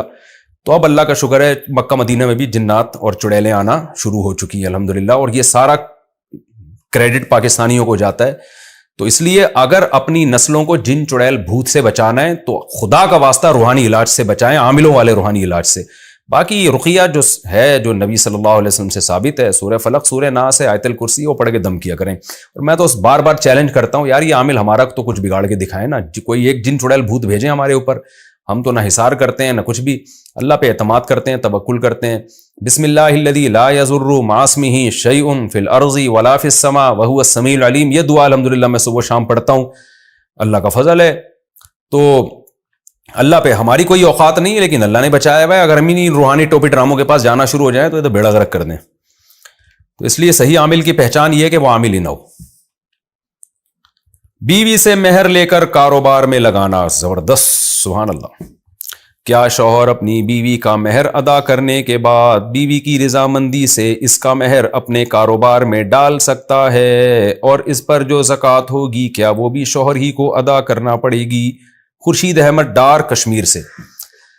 بیوی سے جب آپ نے پیسے لیے، اصولی طور پر تو جائز عمل ہے بھائی، کسی سے بھی کاروبار کے لیے پیسے لیے جا سکتے ہیں، تو بیوی سے بھی لیے جا سکتے ہیں. اس میں پرسنٹیج طے کر لیں، بیگم تمہارے اس پیسے پہ جتنا پروفٹ ہوگا اتنے پرسنٹ تمہارا، اتنے پرسنٹ میرا، جائز عمل ہے. جب زکوٰۃ کا ٹائم آئے گا تو جتنے جو اثاثے ہیں اس وقت، جو جتنا آپ کا بزنس چل رہا ہے، جو چیزیں آپ نے بیچنے کے لیے خریدی ہیں، اس میں بیوی کی پرسنٹیج جتنی ہے اس کا 2.5% بیوی پر زکوٰۃ واجب ہوگی، آپ پر نہیں ہوگی، کیونکہ انویسٹمنٹ اس کی ہے. تو باقی یہ کام میں بیویوں سے کہتا ہوں، لوگوں کی بیویوں سے، کہ اپنے میاں کو پیسے دینے سے پہلے 100 دفعہ سوچا کرو. کیونکہ میرے پاس جتنے کیس آئے ہیں، یہ جو خورشید احمد ڈار جو کشمیر سے جنہوں نے پوچھا ہے، ان کے علاوہ کی بات کر رہا ہوں میں، یا جو شوہر اس وقت میرا مسائل کا سیشن سن رہے ہیں، ان شوہروں کے علاوہ کی بات کر رہا ہوں، کہ رپورٹ یہ ہے کہ جب میاں بیوی سے پیسے لے کے کاروبار میں انویسٹمنٹ کرتا ہے تو بیوی کو ایک دھیلا بھی نہیں دیتا. وہ جو رپورٹ آئی ہے نا ہمارے سامنے اب تک کے جو تجربے ہیں، تو سوائے خورشید احمد ڈار کے اور جو لوگ میرے مسائل کا پروگرام سن رہے ہیں، تو عورتوں سے میں کہتا ہوں کہ میاں کو پیسے دینے سے پہلے 100 دفعہ سوچا کرو، کیونکہ گھر کی مرغی دال برابر. میاں کو پتا ہے یہ بیوی میرا کیا بگاڑ لے گی. پیسہ ایسی چیز ہے جب تک آپ کے پاس نہیں ہو، آپ بڑے سرخاب کے پر دکھاتے ہیں اور بڑے سنہری باغ دکھاتے ہیں. آپ جیسے ہی آپ کے پاس آیا، کسی کا باپ 1 روپیہ کما کے دکھا دے، میرا نام بدل دو، الا ماشاءاللہ، سوائے جو میرا بیان سن رہے ہیں. تو یہ تجربہ ہے کہ نہیں دیتا بھائی آج کل کوئی کما کے، 2-4 دفعہ ہو سکتا ہے دے دے، پھر نہیں دیتا. تو اس لیے خواتین کو بہرحال چاہیے کہ میاں جب پیسے مانگ رہا ہو تو 100 دفعہ سوچیں، یہ دیکھیں میاں مالی معاملات میں درست ہے یا نہیں ہے. یا تو فی سبیل اللہ میاں کی مدد سے دیں، میاں کی مدد کی نیت سے پیسہ دے دیں اس کو. ظاہر ہے میاں ہے، جتنا اس کے ساتھ تعاون کریں گی ثواب ملے گا. لیکن اگر اس نیت سے دیا نا کہ یہ کما کے دے گا، تو آج کل کما کے بیوی کو شاید ہی مشکل سے کوئی دے، کیونکہ جو اپنے کنٹرول میں ہوتی ہے وہ کہاں بیچاری تھانے جائے گی کہ میرے میاں سے پیسے نکلوا کے دو. تو آج کل بہت مشکل ہے. تو اس لیے میں عورتوں کو مشورہ دیتا ہوں، یہ بہت سوچ سمجھ کے کیا کریں. خورشید احمد ڈار جیسے اگر میاں ہیں تو پھر تو ٹھیک ہے، خیال ہے کہ ٹھیک ہے، باقی اللہ ہی بہتر جانتا ہے. نارملی یہ کام آج کل کسی کو پیسہ پکڑانا، جو ہمارے پاس رپورٹیں وہ ٹھیک نہیں ہے، پیسے واپس ملتے نہیں ہیں. سالوں پہلے چوری کی ہو تو کیا زیادہ رقم لوٹائیں گے؟ میں نے 15 سال پہلے ایک آدمی سے 100 روپے چوری کیے تھے اور ایک آدمی کا ناریل چوری کیا تھا. اللہ بچائے. اب آج کے حالات میں اس کی کتنی قیمت دینی ہوگی؟ نور محمد، سعودی عرب سے. دیکھیں ناریل کی تو آج کے لحاظ سے قیمت دے دیں آپ، لیکن جو 100 روپے آپ نے چرائے تھے وہ 100 ہی دینے پڑیں گے، اس سے زیادہ نہیں. ہاں آپ اللہ کو راضی کرنے کے لیے زیادہ دے دیں کہ یار اس زمانے کے 100 روپے آج تو 5 روپے کے برابر ہوں گے، تو 1000 روپے دے دیں تو زیادہ اچھی بات ہے۔ بہرحال میں مبارکباد دیتا ہوں کہ چلو دیر آئے درست آئے، آپ کو چوری کا احساس ہو گیا، توبہ کی توفیق اللہ نے دے دی، یہ بڑی بات ہے۔ اللہ تعالیٰ آپ کو اس توبہ پہ قائم رہنے کی توفیق عطا فرمائے۔ اور یہ یاد رکھیں اگر آپ توبہ نہیں کرتے نا تو آج ناریل چوری، یعنی کل آپ نے ناریل چوری کیا ہے تو کل جو ہے پھر آپ ڈکیت بنتے بہت بڑے۔ تو جو توبہ نہیں کرتا نا تو وہ پھر جرم میں بڑھتا چلا جاتا ہے۔ تو آپ پاکستان کے کوئی سیاستدان بن جاتے پھر، اگر یہ جتنے ہمارے جو کرپٹ سیاستدان ہیں، جو کرپٹ نہیں ہے ان کی بات نہیں کر رہا، جو کرپٹ سیاستدان ہیں نا، یہ سارے پہلے ناریل ہی چوری کیا کرتے تھے، انہوں نے توبہ نہیں کی تو پھر ملک کے صدر بن گئے، کوئی وزیر اعظم بن گیا اور پوری اسٹیل ملیں اور پتہ نہیں کیا کیا کھا گیا اور کھائے چلے جا رہا ہے۔ تو یہ سب ناریل سے ہی شروع ہوتے ہیں۔ لیکن آپ خوش قسمت ہیں کہ اللہ نے آپ کو توبہ کی توفیق دے دی۔ انشاءاللہ اب آپ اسٹیل مل نہیں چرائیں گے اگر آپ وزیر اعظم بن گئے۔ اچھا جی، کیا وتر کی نماز عشاء کا حصہ ہے اور اس کی نیت میں عشاء کے وتر کا ذکر کرنا ضروری ہے؟ خرم مغل ابو ظہبی سے۔ نہیں جناب، وتر ایک مستقل نماز ہے، عشاء کی نماز کا حصہ نہیں ہے۔ نیت بس اتنی کافی ہے کہ وتر پڑھ رہا ہوں، بس اتنی نیت۔ میری ناک میں زخم ہو گیا ہے، کیا میں صرف ماتھا زمین پر رکھ کر نماز پڑھ سکتا ہوں؟ مشتاق احمد مکہ مکرمہ سے۔ جی، ناک ٹکانا اگر ممکن نہیں رہا ہے تو مجبوری میں صرف ماتھا زمین پہ رکھیں گے تو نماز انشاءاللہ ہو جائے گی۔ میں نے عمرہ کیا تھا، جب عمرہ ختم ہوا تو 15-20 منٹ، یہ کسی خاتون نے پوچھا ہے، تو 15-20 منٹ بعد ماہواری محسوس ہوئی۔ اب پتہ نہیں کہ عمرہ کرنے کے دوران شروع ہوئی تھی یا عمرہ پورا کرنے کے بعد۔ اس صورت میں مجھے کیا کرنا چاہیے؟ ام ایمان سعودی عرب سے۔ دیکھیں، فقہ کا قاعدہ ہے جو فقہاء نے قرآن و حدیث سے نکالا ہے کہ الحادث یضاف الی اقرب الاوقات۔ جب آپ کو پتہ ہی نہیں ہے کہ مینسز شروع کب ہوئے تو قریب ترین وقت کی طرف لوٹایا جائے گا۔ تو چونکہ عمرہ کرنے کے 15 منٹ کے بعد آپ نے دیکھا کہ مینسز آ رہے ہیں تو یوں ہی سمجھا جائے گا کہ یہ عمرہ کرنے کے بعد شروع ہوئے ہیں، جب تک کہ اس کی 100% یقینی دلیل نہ ہو کہ یہ عمرے سے پہلے شروع ہو چکے تھے۔ تو اس لیے آپ کا عمرہ الحمدللہ کمپلیٹ ہو گیا۔ اور ویسے بھی مینسز کی حالت میں صرف طواف کرنا ناجائز ہے، سعی پھر بھی جائز ہے۔ تو ظاہر ہے سعی میں بھی کچھ وقت لگا ہوگا، تو اگر سعی کے دوران بھی مینسز آ گئے تھے تو بھی عمرہ ہو گیا آپ کا۔ ہاں، اگر طواف کے دوران مینسز آئے تھے تو پھر وہ طواف واجب الاعادہ ہے، لیکن چونکہ آپ کو یقین نہیں ہے کہ طواف کے دوران یا طواف سے پہلے مینسز آئے تھے تو یہی سمجھا جائے گا کہ یہ طواف کے بعد مینسز شروع ہوئے ہیں، اس لیے آپ کا عمرہ صحیح ہو گیا اور آپ اس میں تردد نہ کریں۔ میں نے اپنی گاڑی ڈرائیور کو اس شرط پر دی تھی کہ وہ مجھے ہر ماہ 14,000 روپے دے گا، باقی جو بچ گئے وہ اس کے ہوں گے، کیا اس طرح معاملہ جائز ہے؟ محمد نصیر۔ جی جائز ہے، یہ یوں سمجھا جائے گا کہ آپ نے اپنے ملازم کو 14,000 کرائے پر گاڑی دے دی ہے۔ جیسے لوگ رینٹ پہ کار دیتے ہیں نا کسی کو، بھئی یہ کار ہے، اس کا اتنا کرایہ ہے، تو آپ نے ملازم کو کرائے پر گاڑی دے دی۔ لیکن اب اس میں یہ ہے کہ اگر وہ گاڑی چلائے یا نہ چلائے، اس کو پروفٹ زیادہ ہو کم ہو، اس کو بہرحال 14,000 آپ کو دینے پڑیں گے۔ یہ خوب سمجھ لیں، کیونکہ رینٹ پہ جو چیز ہے اس کا پھر اس کے پروفٹ سے تعلق نہیں ہے جو وہ کما رہا ہے۔ ہاں، آپ معاف کر دیں، یعنی اس پر لازم تو ہو جائیں گے، لیکن آپ نہ لیں، اس کو معاف کر دیں تو اچھی بات ہے، لیکن شرعاً اس پر لازم ہے۔ کیا کمپنی کے وائی فائی کا پاس ورڈ آس پاس کی دکان والوں کو دے سکتا ہوں، جبکہ ایسا کرنے سے کمپنی پر کوئی اضافی خرچ نہیں آتا؟ کلیم احمد صدیقی ابو ظہبی سے۔ جناب، کمپنی پر کوئی اضافی خرچ تو نہیں آتا، لیکن جب بہت سارے لوگ کمپنی کا نیٹ استعمال کریں گے تو اسپیڈ تو بہرحال سلو ہو جائے گی نا، آہستہ ہو جائے گی، یہ بھی تو کمپنی کا نقصان ہو رہا ہے۔ اس لیے کمپنی سے آپ پہلے پرمیشن لے لیں اس کی۔ تو اگر وہ صراحتاً پرمیشن دے دیں یا دلالتاً کا مطلب یہ ہے کہ آپ کمپنی کو بتا دیں کہ بھئی لوگ ایسا کر رہے ہیں، کمپنی اس پہ خاموشی اختیار کرتی ہے کہ کر رہے ہیں، تو اس کا مطلب وہ راضی ہے اس پر، پھر آپ بھی دے دیں۔ لیکن اگر کمپنی اس پہ ایکشن لیتی ہے بھئی یہ کیوں ہو رہا ہے، تو پھر آپ کے لیے یہ جائز نہیں ہے۔ کیا عقیقہ کرنے کے بعد نام تبدیل کرنے سے دوبارہ عقیقہ کرنا ہوگا؟ فرزانہ خاتون انڈیا سے۔ نہیں جی، نام تبدیل کرنے سے دوبارہ عقیقہ کرنا لازم نہیں ہوتا۔ اگر کوئی وظیفہ کر رہے ہیں اور اس میں قرآن پاک کی کوئی آیت پڑھ رہے ہوں تو کیا پیریڈز میں وہ سورت پڑھی جا سکتی ہے؟ سلمہ بی بی، دیکھیں قرآن کی وہ آیت جن کا تعلق دعا سے یا رقیہ سے ہے، رقیہ کا مطلب ہوتا ہے دم کرنا، جیسے سورہ فلق، سورہ ناس جو ہے یہ قرآن کی آیتیں بھی ہیں، لیکن یہ بطور دم درود کے بھی استعمال ہوتی ہیں، رات کو سونے سے پہلے دم کیا جاتا ہے۔ اسی طرح آیت الکرسی ہے، اسی طرح یہ جو ہے سورہ بقرہ کی آخری آیتیں ہیں، تو یہ بطور رقیہ کے یعنی دم کے طور پہ بھی پڑھی جاتی ہیں۔ تو اگر کوئی اس میں یہ نیت کر لے عورت کہ میں قرآن نہیں پڑھ رہی بلکہ میں دم کی نیت سے یہ پڑھ رہی ہوں دعا کے طور پہ، تو پھر اس کے لیے مینسز میں بھی ان کی تلاوت جائز ہو جائے گی، کیونکہ وہ بطور قرآن کے نہیں پڑھ رہی۔ اسی طرح قرآن میں جو دعائیں ہیں جن میں دعا کا مضمون ہے، ربنا آتنا فی الدنیا حسنہ، یہ والی دعا ہے، اور بہت ساری دعائیں ہیں، تو کوئی دعا کے نیت سے اگر کوئی خاتون ان دعاؤں کو پڑھتی ہے تو حیض کی حالت میں بھی جائز ہے، لیکن وہ نیت کرے کہ میں تلاوت نہیں کر رہی بلکہ میں بطور دعا کے پڑھ رہی ہوں یا بطور دم کے پڑھ رہی ہوں، تو پھر جائز ہے۔ اسی طرح کوئی وظیفہ بھی ہے جس کا کوئی خاص مقصد کے لیے پڑھا جا رہا ہے، تو وہ وظیفہ بھی اگر جو ہے وہ تلاوت کی نیت سے نہ ہو اور صرف اس کے مخصوص الفاظ ہوں، انہیں کو بار بار ریپیٹ کیا جا رہا ہے بطور رقیہ کے، تو وہ بھی حالت جنابت میں بھی اور حالت حیض میں بھی پڑھنا جائز ہے، لیکن اس میں پھر تلاوت کی نیت نہ کرے وہ۔ تعویذ کی شرعی حیثیت کیا ہے؟ حدیث کے حوالے سے بیان فرما دیں۔ محمد ادریس، دیکھیں دو قسم کی حدیثیں اس وقت مستحضر ہیں۔ نبی صلی اللہ علیہ وسلم نے فرمایا کہ الرقیٰ والتمائم من الشرک او کما قال صلی اللہ علیہ وسلم، رقیہ اور تمائم جو ہے نا، جو تمیمہ لٹکے ہوئے تعویذ کو کہتے ہیں، یہ شرک میں سے ہے، او کما قال صلی اللہ علیہ وسلم۔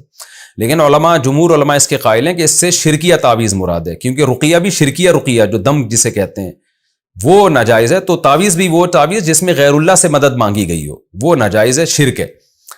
تو ویسے تعویذ کا استعمال فی نفسی ہی جائز ہے، اس شرط کے ساتھ کہ اس کا مضمون شرکیہ نہ ہو، یعنی غیر اللہ سے مدد نہ مانگی گئی ہو۔ نمبر دو، اس میں جو آیت لکھی ہو یا کوئی بھی عبارت لکھی ہو اس کا مفہوم واضح ہو، ایسے جو یوں کیڑے مکوڑے بنا دیتے ہیں، تو یہ تعویذ کا استعمال اگرچہ شرک نہیں ہے لیکن ہے بہرحال حرام، یہ ناجائز ہے۔ تو مضمون اس کا واضح ہونا چاہیے، چاہے حروف ابجد میں واضح ہو، جن کو حروف ابجد والی زبان آتی ہے ان کو پتا ہو کہ کیا لکھا ہوا ہے، یا واضح طور پر کوئی آیت لکھی ہو، دعا لکھی ہو جس کا مفہوم واضح ہو، یعنی پتہ چل رہا ہو کہ اس میں کوئی شرکیہ بات نہیں ہے۔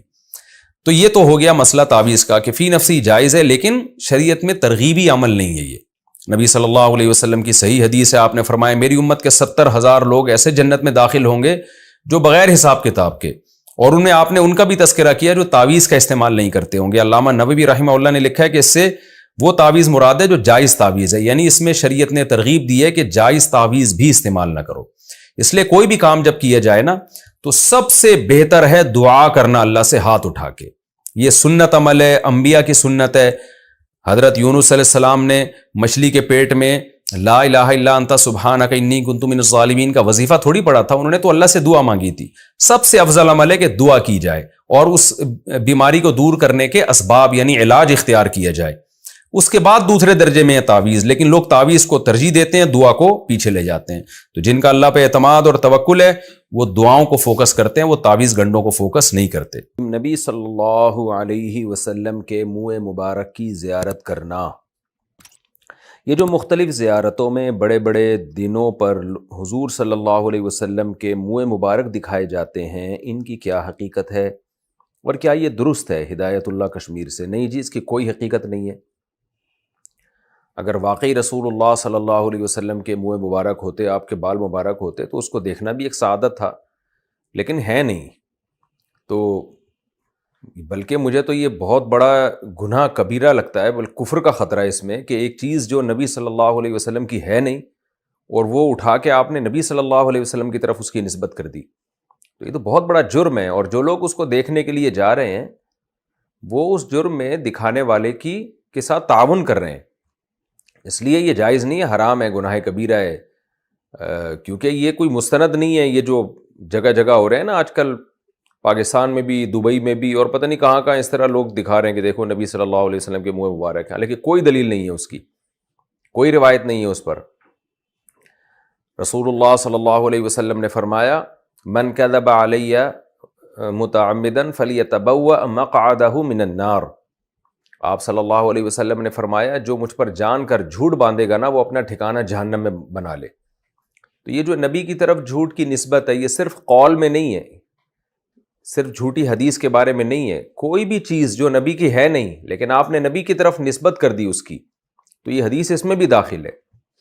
کسی کا بھی بال اٹھایا آپ نے اور پیغمبر صلی اللہ علیہ وسلم کی طرف منسوب کر دیا تو یہ بہت بڑا جرم ہے بھائی. اور یہ بعض مذہبی رہنما کر رہے ہوتے ہیں، وہ مذہبی رہنما ہوتے نہیں ہیں، انہوں نے گیٹ اپ ایسا بنایا ہوا ہوتا ہے اور لوگ ان کی بات پر یقین کر رہے ہوتے ہیں. تو اس لیے اس سے اعتراض کریں. یہ جو جگہ جگہ آج کل دکھائے جا رہے ہیں بالکل اس کی کوئی حقیقت نہیں ہے، اس کی زیارت کرنا بھی گناہ ہے کیونکہ یہ نبی کی طرف اس کی نسبت درست نہیں ہے.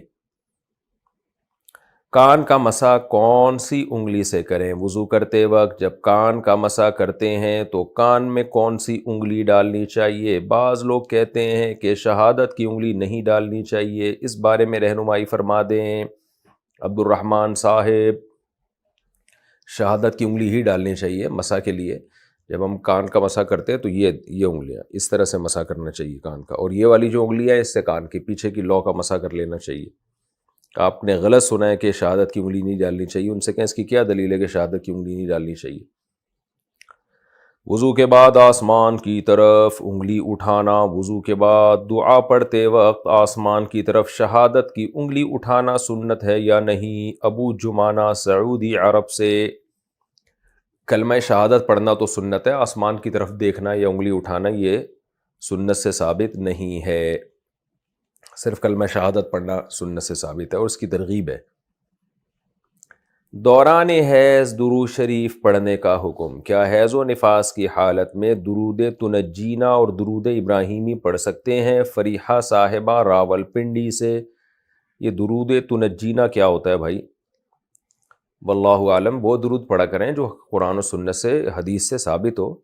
تو درود ابراہیمی ثابت ہے، وہ پڑھ لیا کریں اور حالت حیض میں جائز ہے. حالت حیض میں صرف دو کام نہیں ہو سکتے، ایک تلاوت نہیں ہو سکتی اور ایک نماز نہیں ہو سکتی. باقی تو حالت حیض میں کوئی بھی درود پڑھ سکتے ہیں، ذکر اذکار کر سکتے ہیں، اس میں کوئی بلکہ کرنا چاہیے، کوئی گناہ نہیں ہے اس میں. خواتین حالت حیض میں بالکل عبادت چھوڑ چھاڑ کے بیٹھ جاتی ہیں، یہ ٹھیک عمل نہیں ہے. سعودیہ میں جمعہ سے پہلے کی سنتیں کیسے پڑھیں؟ سعودی عرب میں جمعہ سے پہلے کی 4 سنتیں مؤکدہ کس وقت پڑھی جائے؟ کیونکہ یہاں پر وقت داخل ہوتے ہی اذان ہو جاتی ہے اور اس کے ساتھ ہی خطبہ شروع ہو جاتا ہے. محمد عرفان سعودی عرب سے. ہاں یہ بات درست ہے آپ کی، وہاں اذان کے فوراً بعد ہی خطبہ شروع کر دیتے ہیں. بہت سی جگہوں پہ ہو سکتا ہے، بہت سی جگہوں پہ وقت بھی دیتے ہوں. تو اس بارے میں وہاں علماء سے بات بھی کی ہے بڑے بڑے علماء نے، لیکن وہاں پر بس سعودی عرب میں تو ایک آرڈر آتا ہے بادشاہ سلامت کا یا کوئی بھی وہاں کی کمیٹی کوئی آرڈر کر دے، سب اس پر پابند ہوتے ہیں، اس میں کسی کو بحث کی اجازت نہیں ہوتی. ہمارے شیخ حضرت مفتی رشید احمد صاحب رحمہ اللہ تعالیٰ سعودی عرب کے ایک بڑے عالم کے پاس گئے تھے اس سلسلے میں بات کرنے کے لیے کہ بھئی آپ تھوڑا سا ٹائم دے دیں. تو انہوں نے کہا کہ دلیل کیا ہے اس کی، یہ جو آپ کہتے ہیں سنت. حضرت نے دلیل پیش کرنا شروع کی، حضرت نے حدیث پیش کی ان کے سامنے، تو وہ پھر اس پہ انہوں نے کہا کہ بس بحث نہیں، قانون ہے.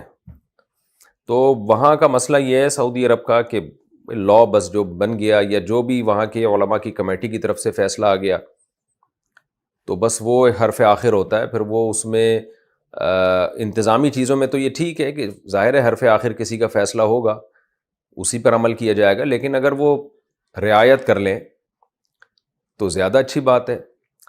صحابہ کرام سے یہ بات ثابت ہے، تابعین سے، تبع تابعین سے، کہ انہوں نے رعایت کی ہے دوسرے کے فقہ کی، دوسرے کے مسلک کی.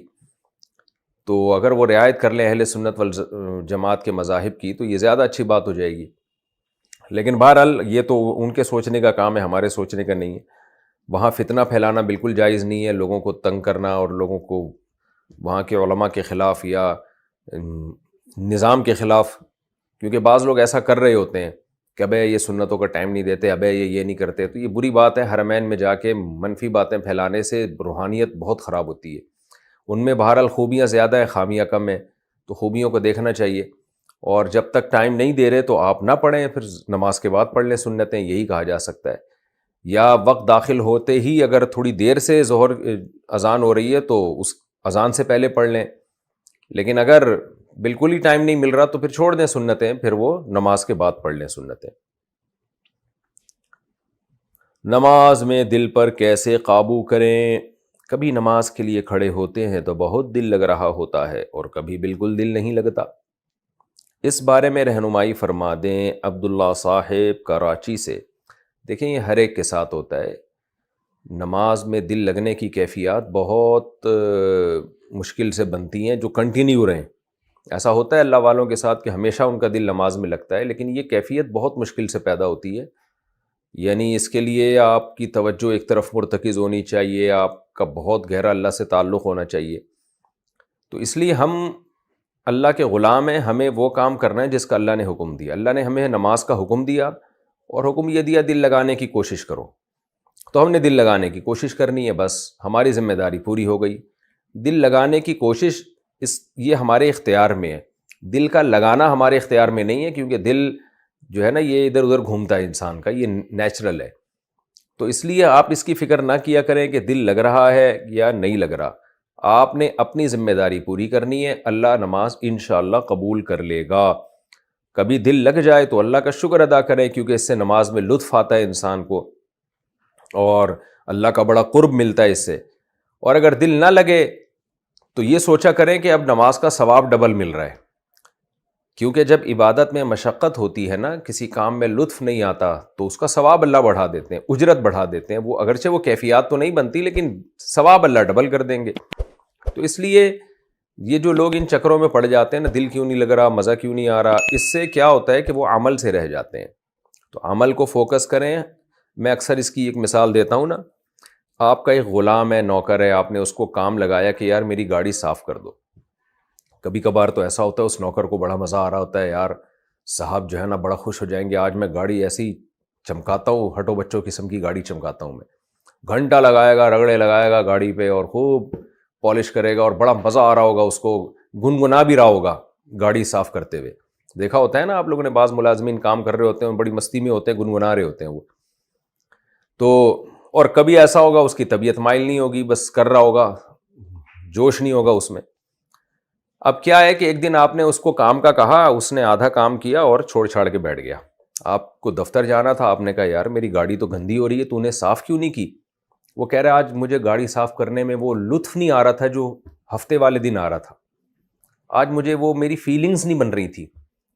آپ کہو گے بھائی فیلنگ گئی تیل لینے، تو کمبخت مجھے آفس جانا ہے، تو میری گاڑی صاف کر جلدی سے. یہ فیلنگ ویلنگ جو ہے نا یہ میرا ہیڈک نہیں ہے، یہ تیرا ہیڈک ہے. جو کام تیرے ذمہ لگایا وہ کر تو. تو جیسے نوکر یہ کہہ کے کام چھوڑ دے کہ میری فیلنگز ہی نہیں بن رہی ہیں، تو اس کا مالک اس کو معاف نہیں کرتا. وہ کہتا ہے تیری فیلنگز یہ تو رکھ، میں نے جو کام لگایا نا تو اس کو فوکس کر. تو اسی طرح بھائی ہم بھی اللہ کے بندے ہیں، اللہ کے غلام ہیں. اللہ نے جو کام ہمارے ذمہ لگایا ہے ہم اس کو فوکس کریں. نماز اللہ نے ہمارے ذمہ لگائی ہے، فیلنگز پیدا ہوں یا نہ ہو، دل لگے نہ لگے، تو ہم نے وہ پڑھنی ہے. تو کبھی ہو جائے فیلنگز تو اللہ کا شکر ادا کریں کہ اچھا ایک لطف آ رہا ہے نماز میں، ایک مزہ آ رہا ہے عبادت میں، تلاوت میں. نہیں ہو رہی بھائی، ہم تو بندے ہیں، ہم تو غلام ہیں، ہم نے کام پورا کرنا ہے. تو یہ بڑا مسئلہ ہے آج کل نا لوگوں کے ساتھ کہ دل نہیں لگ رہا، مزہ نہیں آ رہا، یوں نہیں ہو رہا، ایسے نہیں ہو رہا. ان چیزوں میں لگ جاتے ہیں. شیطان پہلے انسان کو عمل سے روکتا ہے، پھر جب انسان عمل کرنے لگتا ہے تو وسوسوں میں ڈال دیتا ہے اس کو. یہ شیطان کا حربہ ہوتا ہے، تو اس سے بچنا چاہیے. آپ کام کریں، دل لگانے کی کوشش کریں، لگ جائے ٹھیک ہے، نہیں لگے تو بھی ٹھیک ہے. اچھا بھائی، لڑکی پاکستان میں، لڑکا امریکہ میں، نکاح کیسے ہوگا؟ اگر لڑکا امریکہ میں ہے اور لڑکی پاکستان میں ہے تو آن لائن شادی کس طرح ہوگی؟ کتنے وکیل اور کتنے گواہ ضروری ہوں گے اور اس کا کیا طریقہ کار ہوگا؟ لڑکا امریکہ میں ہے تو لڑکی پاکستان ہی چاہے. آن لائن نکاح کیسے ہوگا؟ آن لائن نکاح ایسے ہوگا کہ لڑکا وہاں قاضی صاحب کو، جو بھی پاکستان میں اگر نکاح ہو رہا ہے، پاکستان میں نکاح ہو رہا ہے یا امریکہ میں ہو رہا ہے، جہاں بھی ہو رہا ہے، تو وہاں پر جو بھی نکاح پڑھانے والا بندہ ہے نا، جیسے فرض کریں پاکستان میں نکاح ہو رہا ہے تو لڑکا کیا کرے؟ عام طور پہ نکاح وہاں ہو رہا ہوتا ہے جہاں لڑکا ہوتا ہے، میں نے دیکھا یہ.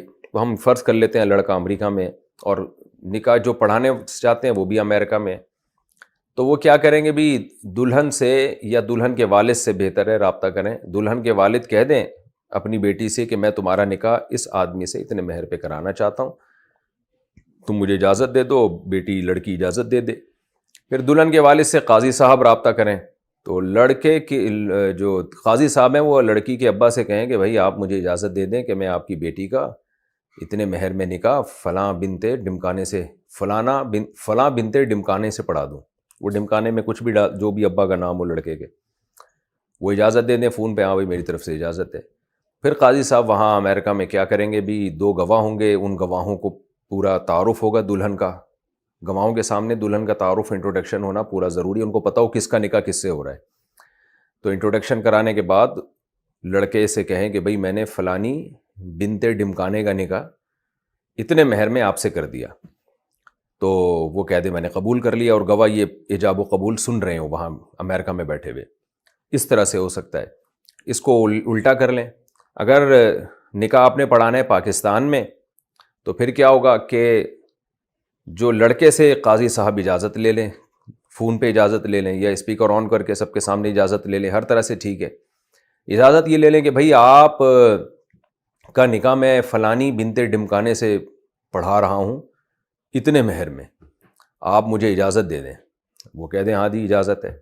اس کے بعد 2 گواہ بیٹھے ہوئے ہوں، دلہن یا اس کے وکیل. عام طور پہ پردے دار گھروں میں دلہن خود نہیں ہوتی، اس کے ابا ہوتے ہیں، وکیل ہوتے ہیں، یعنی ابا ہی وکیل ہیں.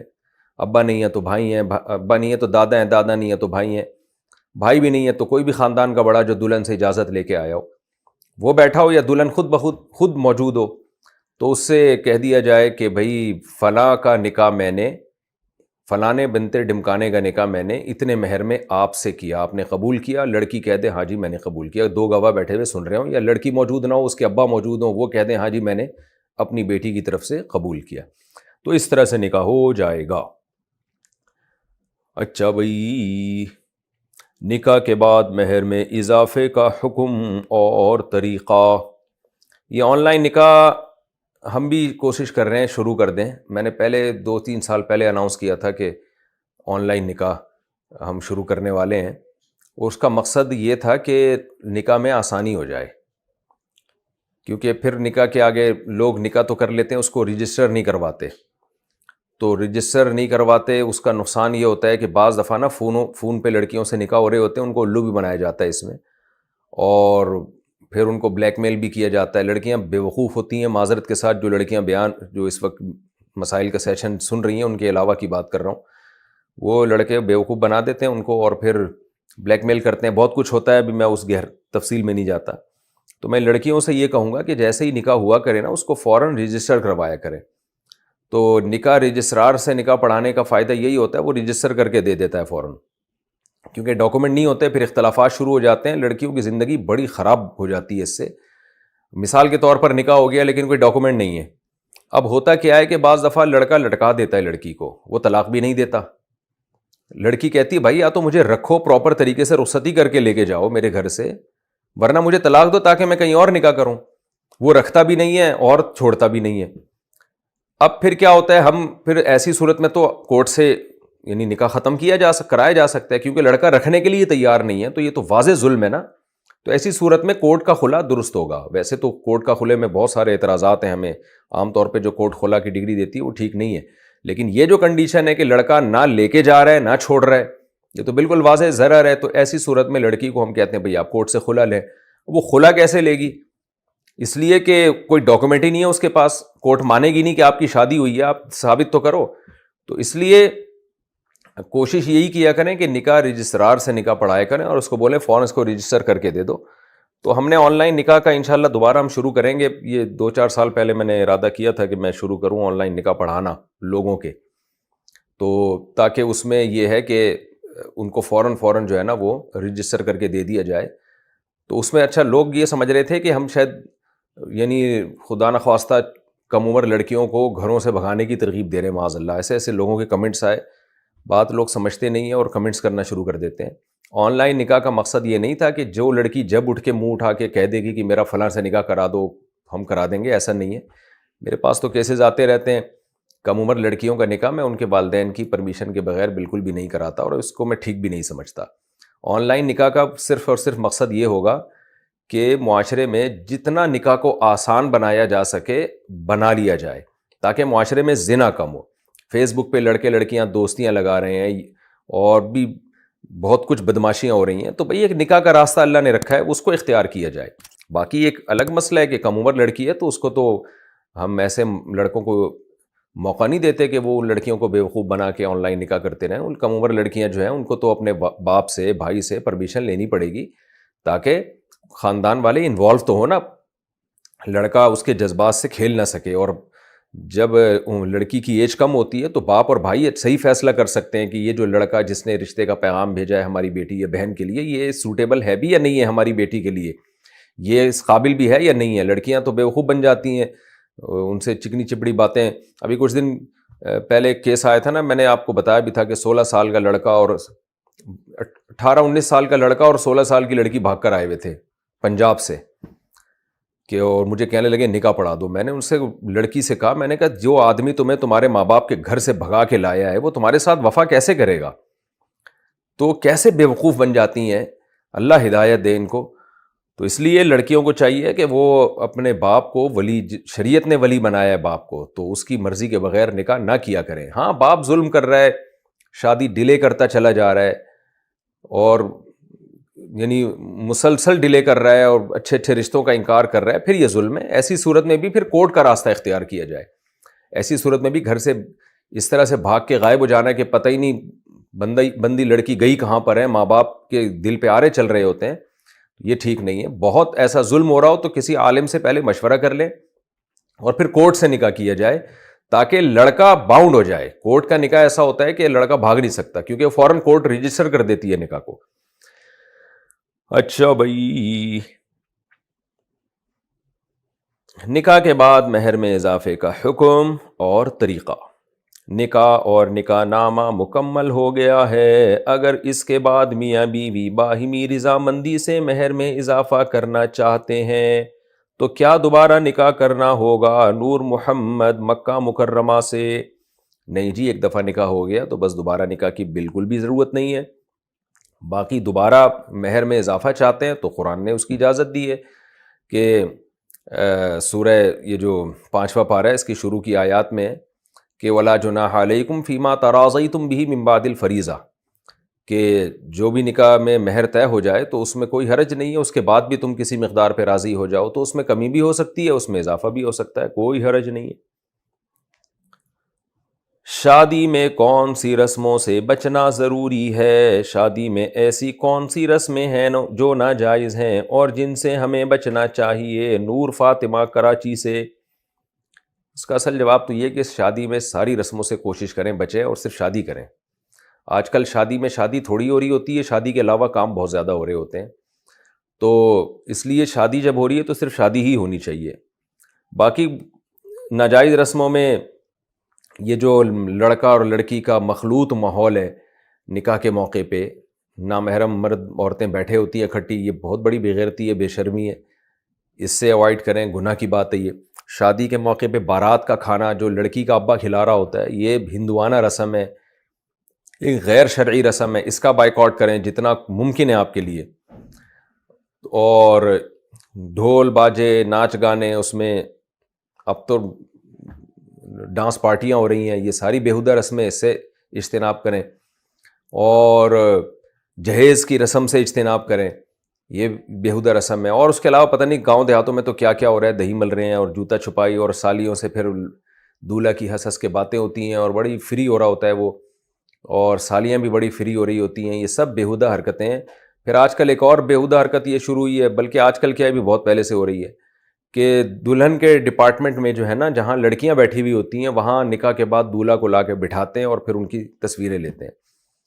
تو یہ بھی بیہودہ حرکت ہے بھائی۔ وہ لڑکا دولہا جو ہے وہ لڑکیوں میں زنانے میں کیوں جا رہا ہے؟ لڑکیوں میں لڑکا گوں کھاتا، کوئی دولہا آیا کرے نا اس طرح لڑکیوں میں آ کے بیٹھا کرے تو یہ اوپر لکھ کے لگا دیا کریں لڑکیوں میں لڑکا گوں کھاتا، تیری دلہن ہے تجھے مل جائے گی، وہاں جا کے تو تصویریں لے لینا اس کے ساتھ، تو کیوں تو لڑکیوں میں آ رہا ہے؟ اور کیوں اس کو، یہ بیہودہ چیزیں ہیں۔ نکاح ایک سنت ہے، اس کو سنت طریقے پہ ہی کرنا چاہیے، اور اللہ کی بہت بڑی نعمت ہے، دولہا کو اللہ کا شکر ادا کرنا چاہیے، میرا گھر بس رہا ہے، مجھے دلہن مل رہی ہے، تو میں اللہ کا شکر ادا کروں, اللہ کی نافرمانی نہ کروں. وہ الٹا اور اللہ کی نافرمانی کر رہا ہوتا ہے. تو یہ بری حرکتیں ہیں, یہ ساری بےہودگیاں جو شادیوں میں ہو رہی ہیں غلط ہے. سعودی عرب میں اب تک تو یہی ہوتا ہے, اللہ آگے جو وہاں ماحول تبدیل ہو رہا ہے اللہ بس حفاظت ہی کرے, لیکن اب تک تو سعودی عرب کا ماحول بڑا اچھا ہے. وہاں بالکل اس کی پرمیشن نہیں ہوتی کوئی لڑکی کوئی خاتون جو ہے وہ مردانہ میں چلی جائے یا کوئی مرد عورتوں میں آ جائے. تو بہت سخت اس کی پابندی ہوتی ہے. اور لڑکیوں کو ایک صاحب نے یہاں تک بتایا کہ جو خواتین کا ڈپارٹمنٹ ہے اس میں موبائل لے جانے کی اجازت نہیں ہوتی, تاکہ کہ ایسا نہ کوئی خاتون کسی خاتون کی تصویر نہ کھینچ لیں یہاں پہ. تو اتنا سخت پردہ ہوتا ہے. ٹھیک ہے وہاں بھی ماحول آہستہ آہستہ چینج ہو رہا ہے, اللہ ہمارے بلاد حرمین کی اللہ حفاظت کرے. تو یہ تمام رسومات بیہودہ رسمیں ہیں. صرف ولیمہ ایک سنت ہے, ولیمہ کی رسم ہونی چاہیے, اس میں بھی خواتین الگ ہوں مرد الگ ہوں, اور نکاح کے موقع پہ چھوارے بانٹے جا سکتے ہیں. باقی ساری رسمیں غلط ہیں. اتنا کافی ہے بس جو ہے نا یہ جو. اور حدیث میں دف بجانے کی بھی اجازت ہے. تو اگرچہ علماء اس زمانے میں اس سے منع کرتے ہیں کیونکہ لوگ دف بجانے میں حدود پہ نہیں رہتے, لیکن اگر کسی نے دف بجا دیا صرف نکاح کی اناؤنسمنٹ کے لیے, خوشی کے اظہار کے لیے, تو اس کی بھی گنجائش ہے.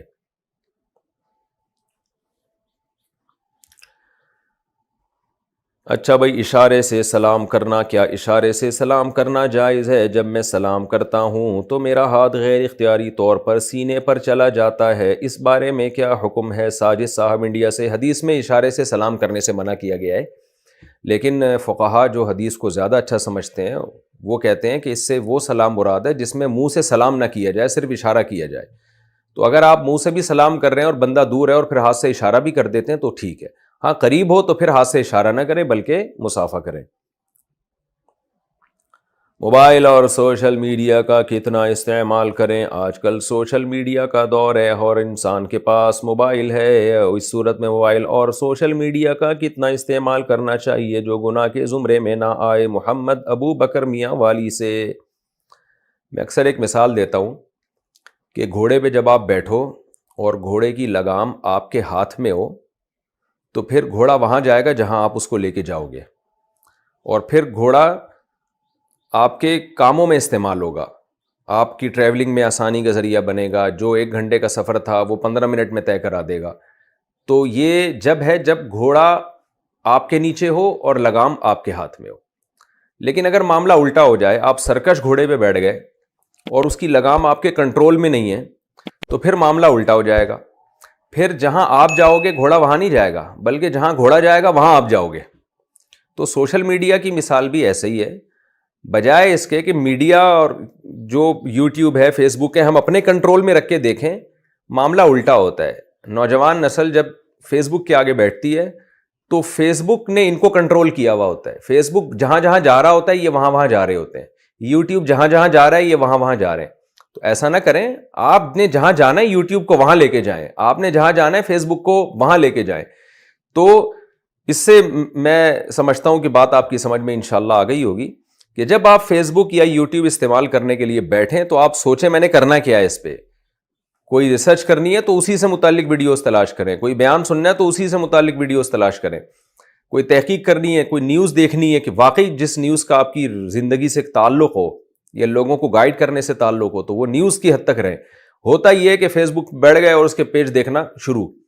مجھے یاد ہے میں نے 2008 یا 2009 میں کہیں فیس بک کا پیج بنایا تھا, اس کے بعد جو میں نے دیکھا اس میں ٹائم ویسٹنگ ہے, ایسا بند کیا کہ مجھے فیس بک کا استعمال آتا ہی نہیں ہے. میرا جو آفیشیل پیج ہے وہ تو ایڈمنس چلا رہے ہیں, اور اکثر مجھے اپنے آفیشیل پیج کا بھی پتہ نہیں ہوتا. وہ ایڈمن نے جب کوئی چیز بیان ریکارڈ کروانا ہوتا ہے مجھے بتا دیتے ہیں بھائی آپ ریکارڈ کر کے یہاں کلک کریں تو ادھر چلا جائے گا, اس طرح سے. یا جو ہماری انتظامیہ ٹیم ہے وہ یہ کام کر رہی ہوتی ہے.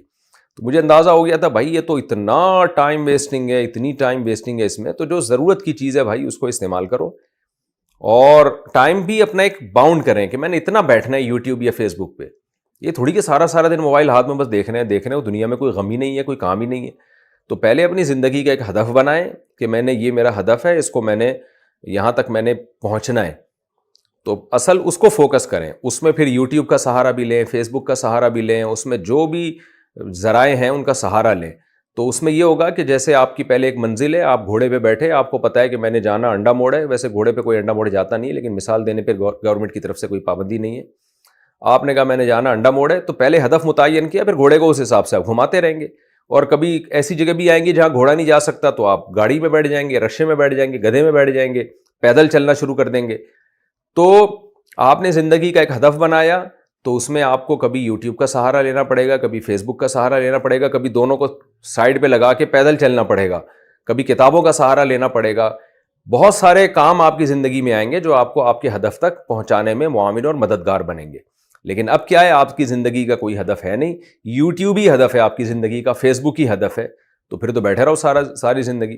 تو یہ جو سوشل میڈیا ہے، یہ ہمیں ترقی دلانے کے لیے، اس کی اصل کام یہ نہیں ہے کہ ہمیں برباد کرے ہمارا ٹائم. اس کا اصل مقصد یہ ہے کہ ہمارے مفید کاموں میں مدد کا ذریعہ بنے. تو ہم اس کو غلط استعمال شروع کر دیتے ہیں اور ٹائم ویسٹ کرتے ہیں. تو اس لیے کوئی متعین ٹائم نہیں ہے کہ کون کتنا وقت لگائے، بلکہ اس کا تعلق اس سے ہے کہ آپ کو ضرورت کتنی ہے. ہو سکتا ہے ایک آدمی کو ضرورت 6 گھنٹے کی ہو، اس کے کام اس طرح کا ہو کہ اس کو 6 گھنٹے سوشل میڈیا پہ بیٹھنا ہو، اور ہو سکتا ہے ایک آدمی کی ضرورت آدھا گھنٹہ بھی نہ ہو. تو یہ ہر آدمی کے کام پر ڈیپینڈ کرتا ہے. اور اگر کوئی آپ کا ہدف ہی نہیں ہے تو پہلے ہدف بنائیں، اس کو حاصل کرنے کی کوشش کریں. اور عام لوگوں سے تو یہی ہے کہ سوشل میڈیا کے لیے ٹائم کم از کم آخری درجے میں یہ کہ ٹائم متعین کر دیں کہ میں آدھا گھنٹہ، پونا گھنٹہ، بہت زیادہ 1 گھنٹہ، اس سے زیادہ میں سوشل میڈیا کا استعمال نہیں کروں گا، باقی ایکٹیویٹیز میں ٹائم گزاریں. توبہ پر ثابت قدم کیسے رہیں؟ توبہ کرنے کا کیا طریقہ ہے؟ کوئی ایسا عمل بھی بتا دیں کہ اگر انسان ایک بار توبہ کر لے تو اس پر قائم رہے. نیز کیا ہر بار گناہ کرنے کے باوجود ہمیشہ توبہ قبول ہو جاتی ہے؟ دیکھیں، توبہ کے بارے میں اللہ کا قاعدہ یہی ہے کہ جب تک موت کا غرغرہ نہ لاحق ہو اور سکرات موت اپنی آنکھوں سے نہ دیکھ لے، اس وقت تک اللہ تعالیٰ توبہ قبول کرتے ہیں. ان اللہ یقبل توبۃ عبدہ ما لم یغرغر، صحیح حدیث ہے کہ جب تک غرغرہ نہیں آتا نا، موت کا جھٹکا نہیں آتا، اللہ تعالیٰ اس وقت تک بندے کی توبہ قبول کرتے ہیں. اور حدیث میں آتا ہے ان اللہ تعالیٰ رات کو اپنے بازو پھیلا لیتے ہیں لیتوبہ مسیء النہار، تاکہ جس نے دن میں گناہ کیے وہ توبہ کر لے، اور دن میں بھی اپنے بازو پھیلا لیتے ہیں لیتوبہ مسیء اللیل، تاکہ جس نے رات میں گناہ کیے وہ دن میں توبہ کر لے. تو قانون اللہ کا یہی ہے. لیکن 2 چیزیں جو آپ نے سوال میں بھی پوچھی ہیں، توبہ کا طریقہ کیا ہے اور توبہ پر قائم کیسے رہا جائے، اور توبہ کی اصل جو چیز پوچھنے کی تھی ڈیفینیشن کیا ہے. دیکھیں، توبہ کی ڈیفینیشن یہ ہے کہ جب آپ سے گناہ ہوا، آپ توبہ کریں اور یہ عزم کریں، ارادہ کریں میں دوبارہ یہ گناہ نہیں کروں گا.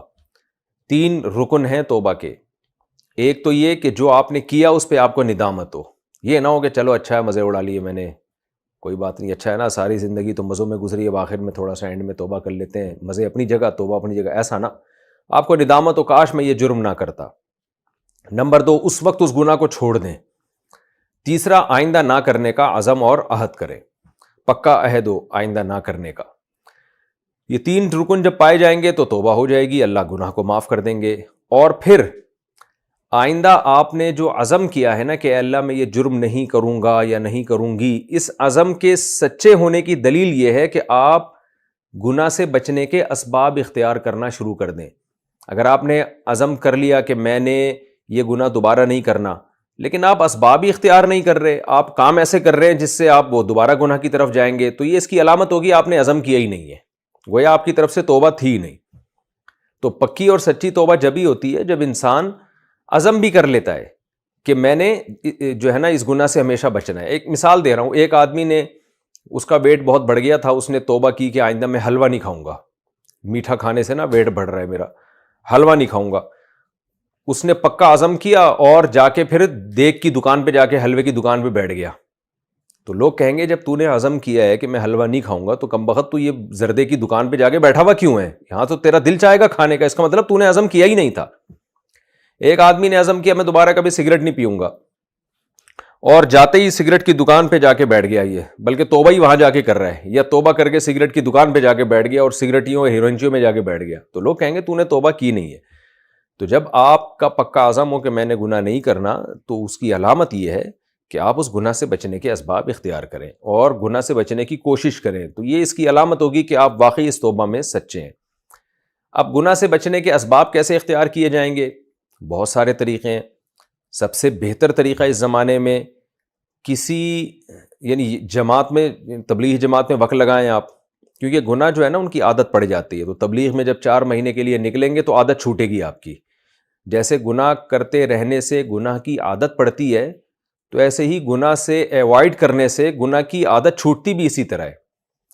اکثر آج نوجوان جو فحاشی کے گناہ میں مبتلا ہیں، کیوں ہیں؟ اس لیے کہ وہ فحاشی کرتے کرتے کرتے نا عادت پڑ جاتی ہے ان کو، یوز ٹو ہو جاتے ہیں. اب چھوٹتا نہیں، کہتے ہیں ہماری باڈی کی ریکوائرمنٹ ہو گئی ہے، گناہ چھوٹتا نہیں ہے. تو بھائی کرتے رہنے سے عادت پڑی ہے تو چھوڑتے رہنے سے عادت چھوٹ جائے گی.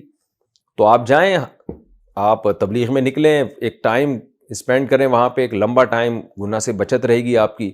تو اس سے انشاءاللہ گناہ آہستہ آہستہ چھوٹے گا. پھر جب اپنے مقام پہ آئیں، پھر دوبارہ جب جوش چڑھے گناہ کا، تو پھر جائیں تبلیغ میں وقت لگائیں. اور ایک اور طریقہ ہے، کسی اللہ والے سے اصلاحی تعلق قائم کیا جائے جو واقعی بزرگ ہوں، کیونکہ آج کل بزرگی کے نام پہ ڈرامے بازی بھی بہت چل رہی ہے. تو آپ نے دیکھنا ہے کہ کوئی ایسا بزرگ ہو جو واقعی اللہ والا ہو اور دین پہ آپ کو چلا رہا ہو. وہ تو ایسے بزرگ سے آپ اصلاحی تعلق قائم کریں، خود بھی دین پہ چلتا ہو اور اس کے پاس بیٹھنے سے اللہ کی محبت پیدا ہوتی ہو، گناہ کی نفرت پیدا ہوتی ہو. ایسے کسی اللہ والے سے اصلاحی تعلق قائم کریں گے تو انشاءاللہ اس سے بھی بہت فائدہ ہوگا. جتنے بھی ماضی میں بڑے بڑے بزرگان دین گزرے ہیں، کوئی بھی شاید ایسا نہ گزرا ہو جس نے کسی کو اپنا شیخ نہ بنایا ہو.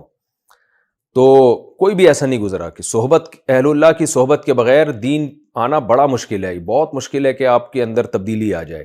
صحابہ نے نبی کی صحبت اٹھائی، تابعین نے صحابہ کی صحبت اٹھائی. تو آپ بھی جب تک کسی اللہ والے سے تعلق قائم نہیں کریں گے، اللہ والوں کی صحبت نہیں اٹھائیں گے، بہت مشکل ہوگا کہ انسان گناہ سے بچے.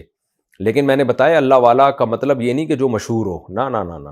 اللہ والے کا مطلب آپ اس کی محفل میں بیٹھیں، جلد بازی نہ کریں، اس کے بارے میں لوگوں سے معلومات کریں، اس کے بیانات سنیں، اس کے بارے میں بیٹھیں، پھر ایک ٹائم گزارنے کے بعد فیصلہ کریں کہ میں نے اس سے تعلق قائم کرنا بھی ہے کہ نہیں کرنا. جلد بازی نہ کریں، کیونکہ بعض دفعہ ایسا ہوتا ہے کسی کو بزرگ سمجھ کے انسان بیعت ہو جاتا ہے، جب اس کے قریب جاتا ہے پتہ چلتا ہے یہ تو بہت بڑی فراڈی ٹائپ کی چیز ہے یہ تو، پھر انسان ایمان سے بھی جاتا ہے، سارے علماء سے بدگمان ہونا شروع ہو جاتا ہے. کیونکہ اس زمانے میں نا فراڈ بہت ہے. گیٹ اپ چینج کرنا کوئی مسئلہ نہیں ہے. لوگ شلواریں اونچی کر کے ٹخنے سے اور داڑیاں رکھ کے لوگوں کو الو بنا رہے ہیں. میرا تو بہت تجربہ ہو گیا ایسے لوگوں کے ساتھ جو داڑیاں رکھتے ہیں اور چہروں پہ ایسا نور برس رہا ہوتا ہے، اور ایسے بڑے بڑے فراڈی ہوتے ہیں کہ آپ کی سوچ ہوگی انہوں نے داڑھی رکھی اس لیے، شلواریں ٹخنوں سے اوپر کی ہی لوگوں کو الو بنانے کے لیے ہوتی ہیں. ایسے لوگ ہوتے ہیں. میں نہیں کہہ رہا جو داڑھی رکھتا ہے یا شلوار ٹخنوں سے اوپر رکھتا ہے وہ بیوقوف بناتا ہے، نہ نہ نہ، یہ مطلب نہیں ہے. میں یہ کہہ رہا ہوں کہ بیوقوف بنانے والے لوگ، الو بنانے والے لوگ بھی بعض دفعہ ایسا گیٹ اپ اختیار کر لیتے ہیں. مولوی لوگ چور نہیں ہوتے، بعض چور مولویوں کا گیٹ اپ بنا لیتے ہیں. دیندار لوگ داڑھی والے چور نہیں ہوتے، لیکن بعض چور داڑھی رکھ لیتے ہیں، یہ کہنے کا مقصد ہے. تو ایسے موقع پہ جو ہے نا بہت احتیاط کی ضرورت ہے. تو اس لیے میں چند مشائخ کا نام لے بھی دیتا ہوں، اگر ان سے اصلاحی تعلق قائم کیا جائے تو بڑا فائدہ ہوتا ہے. حضرت حکیم اختر صاحب کے سلسلے کے ہیں، حضرت فیروز میمن صاحب اکثر دیکھا گیا ان سے جنہوں نے اصلاحی تعلق قائم کیا ان کی زندگی میں بڑی تبدیلی آئی ہے. اور ان کے بیٹے مولانا مظہر صاحب حضرت حکیم اختر صاحب کے، ان سے بھی جن لوگوں نے اصلاحی تعلق قائم کیا، کیونکہ میرے اسفار ہوتے ہیں، میں ملتا رہتا ہوں، تو ان میں بڑی تبدیلی ہوتی ہے. ماشاءاللہ بڑے دیندار نظر آتے ہیں وہ لوگ. جامع الرشید میں حضرت مولانا قاسم صاحب ہیں جو مفتی رشید احمد صاحب کے خلیفہ ہیں، ان سے اصلاحی تعلق قائم کریں. اور اس طرح کچھ مشائخ ہیں جن کے میں نے نام لیے، کچھ اور بھی ہیں. تو یہ ایسے ہیں جو مجھے نظر آیا کہ پریکٹیکلی ان کے مریدوں میں تبدیلی نظر آتی ہے، دنیا کی محبت ختم ہوتی ہے آہستہ آہستہ. لیکن ایک بات ذہن میں رکھیں، چاہے آپ تبلیغ میں وقت لگائیں، چاہے آپ کسی شیخ سے اصلاحی تعلق قائم کریں، مسائل ہمیشہ علماء سے پوچھیں. یہ خوب ذہن میں رکھیں. ریلائبل مفتی سے مسائل پوچھیں، کیونکہ بعض لوگ شیخ کی محبت میں ایسے پاگل ہو جاتے ہیں کہ شیخ نے جو کہہ دیا وہ پتھر پہ لکیر بن گیا، اور وہ شرعی مسائل میں بھی شیخ کی بات کو اہمیت دے رہے ہوتے ہیں. حالانکہ مسائل یہ علماء کا کام ہے، یہ شیخ کا کام نہیں ہے، یہ علماء کا کام ہے. حلال و حرام یہ علماء کا کام ہے. تو کوشش تو یہ کریں ایسے شیخ سے بیعت ہوں جو عالم بھی ہو، کوشش تو یہی کرنی چاہیے. لیکن اگر عالم نہیں ہے تو تعلق قائم کریں. بعض دفعہ ایسے شیخ سے فائدہ زیادہ ہو رہا ہے تو جو عالم نہیں ہوتا، انسان کا مزاج اس سے مل رہا ہوتا ہے، فائدہ اس سے زیادہ ہو رہا ہوتا ہے. لیکن اگر وہ شیخ عالم نہیں ہے بالفرض، تو کم از کم اس سے اللہ اللہ سیکھیں، باقی مسائل علماء سے سیکھیں، شرعی مسائل. میرے پاس بہت سارے کیسز آتے ہیں کہ ہمارے شیخ نے یہ کہا ہے کہ سب جو ہے نا وہ شادی بھی ہم سے پوچھ کے کرو، تو میں اس سے کہتا ہوں بھائی یہاں شادی تو باپ باپ سے پوچھ کے کرنی ہے، باپ اور ماں کو اللہ نے اس میں پہلے حق دیا ہے، بہو نے ان کے ساتھ رہنا ہے، شیخ کے ساتھ تھوڑی رہنا ہے۔ تو بعض چیزوں میں نا بعض مشائخ غلو کرتے ہیں، تو اس لیے مسائل کے معاملے میں جہاں بھی مسئلہ آئے گا شریعت کا وہ علماء سے پوچھا جائے گا، کسی ریلائبل مفتی سے یا باقاعدہ ادارے سے پوچھیں، جامع الرشید ہے، دارالعلوم کرنگی ہے، بنوری ٹاؤن ہے، یا ادھر جامعہ اشرفیہ لاہور کا ہے، اور جو بڑے بڑے ریلائبل ادارے ہیں ان سے پراپر فتویٰ لیا جائے، اس میں شیخ کو کہا جائے آپ اللہ اللہ سکھائیں۔ وہ مشہور واقعہ ہے نا حضرت مفتی رشید احمد گنگوہی رحمۃ اللہ علیہ کا، انہوں نے مسئلہ بتایا، تو جب انہوں نے مسئلہ بتایا تو کسی نے کہا کہ آپ کے جو شیخ و مرشد ہیں حاجی امداد اللہ مہاجر مکی رحمۃ اللہ علیہ، وہ تو اس کے خلاف بتاتے ہیں مسئلہ، اور پرچی لکھ کے دی۔ تو حضرت گنگوہی نے وہ پرچی وہیں پھاڑ دی اور کہا کہ ہم نے حاجی امداد اللہ مہاجر مکی رحمہ اللہ سے اللہ اللہ سیکھنے کے لیے اصلاحی تعلق قائم کیا، مسائل کا علم ہمارے پاس ان سے زیادہ ہے، ان سے کہو مسئلہ ہم سے پوچھا کریں۔ تو مسائل کا علم یہ علماء سے پوچھنے کا ہے، اور باقی جو اللہ اللہ سیکھنا ہے، گناہ چھڑوانے ہیں، وہ آپ جو بھی شیخ ہے آپ کا جو واقعی سچی مچی کا شیخ ہو اس سے تعلق قائم کریں۔ کیا بیٹی کا سونا ماں استعمال کر سکتی ہے؟ میری والدہ نے میری بیٹی، اچھا یہ پورا بھی سوال ہوا نہیں تھا، توبہ پہ قائم کیسے رہیں؟ تو اصلاحی تعلق قائم کریں یا تبلیغ میں وقت لگائیں، اس سے انشاءاللہ گناہ آپ سے چھوٹے گا۔ اور ایک ہول سیل نسخہ سب کے لیے کہ جب بھی گناہ ہو جائے نا تو اپنے آپ کو ایسے نہ چھوڑیں، سزا دیں اپنے آپ کو، روزہ رکھیں 2 یا 3 روزے، جو بھی آپ یعنی جب تک آپ کو شیخ نہیں ملتا، ورنہ تو شیخ آپ کو بتائے گا بھئی آپ کے لیے یہ سزا سوٹیبل ہے، یا پھر صدقہ کریں، یعنی کوئی مالی جرمانہ لگائیں اپنے اوپر، یا روزے رکھیں، یا اپنے اوپر نوافل نظر منت مان کے لازم نہ کریں، کیونکہ پھر منتیں پوری نہیں ہوتی، وہ ایک اور گناہ سر پہ چڑھ جاتا ہے۔ ویسے ہی پکا عزم کریں، منت نہ مانیں کہ اگر میں نے یہ گناہ کیا تو میں اتنے روزے رکھوں گا، اس کا نقصان یہ ہوتا ہے کہ وہ گناہ بھی ہوتا رہتا ہے، روزے بھی ذمے میں چڑھتے رہتے ہیں۔ عزم کریں، منت نہ مانیں، عزم کریں کہ مجھ سے یہ گناہ ہوا تو میں 2 روزے یا 3 روزے یا 4 روزے رکھوں گا یا رکھوں گی، یا اتنے پیسے صدقہ کروں گا، یا اتنی رکعت نماز پڑھوں گا، جو بھی یعنی مطلب اپنے آپ کو ڈھیلا نہ چھوڑیں، سزا دیں۔ تو گناہ سے بچنے کی کوشش بھی کر لی، اپنے اوپر سزا بھی متعین کر لی، اور تمام اسباب بھی اختیار کر لیے، اس کے بعد بھی نہیں چھوٹتا تو مایوس نہ ہو، توبہ میں لگے رہیں آپ، انشاءاللہ اللہ نے چاہا چھوٹ جائے گا۔ اور وہ حضرت مجذوب رحمۃ اللہ علیہ کے جو شعر ہے نا کہ نہ چت کر سکے نفس کے پہلواں کو، تو یوں ہاتھ پاؤں بھی ڈھیلے نہ ڈالے، ٹھنی اس سے ہے دشمنی عمر بھر کی، کبھی وہ دبا لے کبھی تو دبا لے۔ تو ہمیشہ نفس سے مغلوب ہونا یہ ٹھیک نہیں ہے، کبھی آپ دبا لیں کبھی وہ دبا لے، تو کشتی چلتی رہنی چاہیے، کمپرومائز نہیں کرنا گناہ کے ساتھ کہ بس اب ہم نے بس اب ہم سے چونکہ چھوٹتا ہی نہیں ہے تو اب ہتھیار ڈال دیے، یہ نہیں کرنا، یہ حرکت کی تو بس پھر تو جہنم ہی ہے پکی ڈھکی۔ تو بچتے رہنے کی کوشش میں لگے رہیں، اللہ تعالیٰ سے دعا بھی مانگنی چاہیے۔ کیا بیٹی کا سونا ماں استعمال کر سکتی ہے؟ میری والدہ نے میری بیٹی جو کہ 1.5 سال کی ہے اسے عقیقہ میں سونے کا لاکٹ دیا ہے، کیا وہ لاکٹ میں پہن سکتی ہوں یا بیٹی سے اجازت لینا ضروری ہوگا؟ مازن کراچی سے۔ نابالغ بچی کی چیز کوئی بھی استعمال نہیں کر سکتا، بالکل اس کی اجازت شرعاً نہیں ہے۔ ہاں آپ والدہ نے جو ان کی والدہ نے ان کی بیٹی یعنی آپ کی بیٹی، یعنی وہ والدہ آپ کی بچی کی نانی ہے، تو وہ لاکٹ آپ پہننا چاہ رہی ہیں، یعنی نانی نے بچی کو گفٹ کیا تھا، تو بہتر یہی ہے کہ آپ وہ لاکٹ نہ پہنیں، کیونکہ وہ نابالغ بچی کا ہے، اس کا استعمال ٹھیک نہیں ہے۔ ہاں اگر آپ کو کوئی بہت ہی ضرورت پڑ جائے تو اس کو بیچ کے ماں باپ کے لیے یہ شرعاً جائز ہے کہ اولاد کا مال ضرورت کے وقت استعمال کر سکتے ہیں، تو کوئی خدا نخواستہ آڑا وقت آ جائے تو اس کو بیچ کے استعمال کریں، پھر اس کے ضامن بن جائیں کہ بھئی اتنے یہ جو ہم نے استعمال کیا ہے تو ہم اس کو لوٹا دیں گے۔ اس طرح سے ماں باپ کے لیے گنجائش ہے، لیکن وہ بھی ضرورت کے موقع پہ۔ شادی ہال کا بزنس کرنا کیسا ہے؟ کیا شادی ہال کا بزنس حلال ہے؟ کیونکہ شادی میں میوزک وغیرہ بھی ہال والے ارینج کرتے ہیں۔ راشد صاحب کراچی سے۔ شادی ہال کا بزنس بالکل جائز ہے، اس میں میوزک شادی ہال والوں کے لیے ارینج کرنے کی شرعاً اجازت نہیں ہے۔ تو اگر بارات والوں نے یا ولیمے والوں نے خود سے میوزک ارینج کیا ہوا ہے تو شادی ہال والے کو اس کا گناہ نہیں ہوگا، وہ پرمیشن نہ دے، وہ یہ کہ بھائی ہماری طرف سے اجازت نہیں ہے، اب وہ خود سے کر رہے ہیں تو اس میں انشاءاللہ اللہ سے امید ہے اس کو گناہ نہیں ہوگا، کیونکہ یہ شادی ہال والوں کے کنٹرول میں یہ چیز ہوتی نہیں ہے عام طور پہ۔ تو اس کی کسی بھی طرح سے اس پہ اپنی رضا کا اظہار نہ کرے۔ مثال کے طور پر لڑکے یا لڑکی والوں نے میوزک کا انتظام کیا تو شادی ہال والا یہ نہ کہے کہ ہاں آپ کریں، ہمیں کوئی اس پہ اعتراض نہیں، یہ نہ کہے۔ اپنی طرف سے زبان سے ناگواری کا اظہار کرے کہ مجھے یہ پسند نہیں ہے, تو پھر شادی ہال کی ارننگ انشاءاللہ حلال ہوگی. باقی انہوں نے کہا کہ خود سے وہ انتظام کرنا میوزک کا, یہ جائز نہیں ہے, لیکن اس میں بھی جو ہے نا پھر ہال کی وہ تنخواہ یا جو ہال کا کمیشن ہے یا جو رینٹ ہے وہ حرام نہیں ہوگا, کیونکہ وہ تو جگہ استعمال کرنے کا رینٹ ہے نا. لیکن میوزک کے استعمال کا اگر الگ سے کوئی رینٹ لے رہے ہیں تو وہ حرام ہو جائے گا.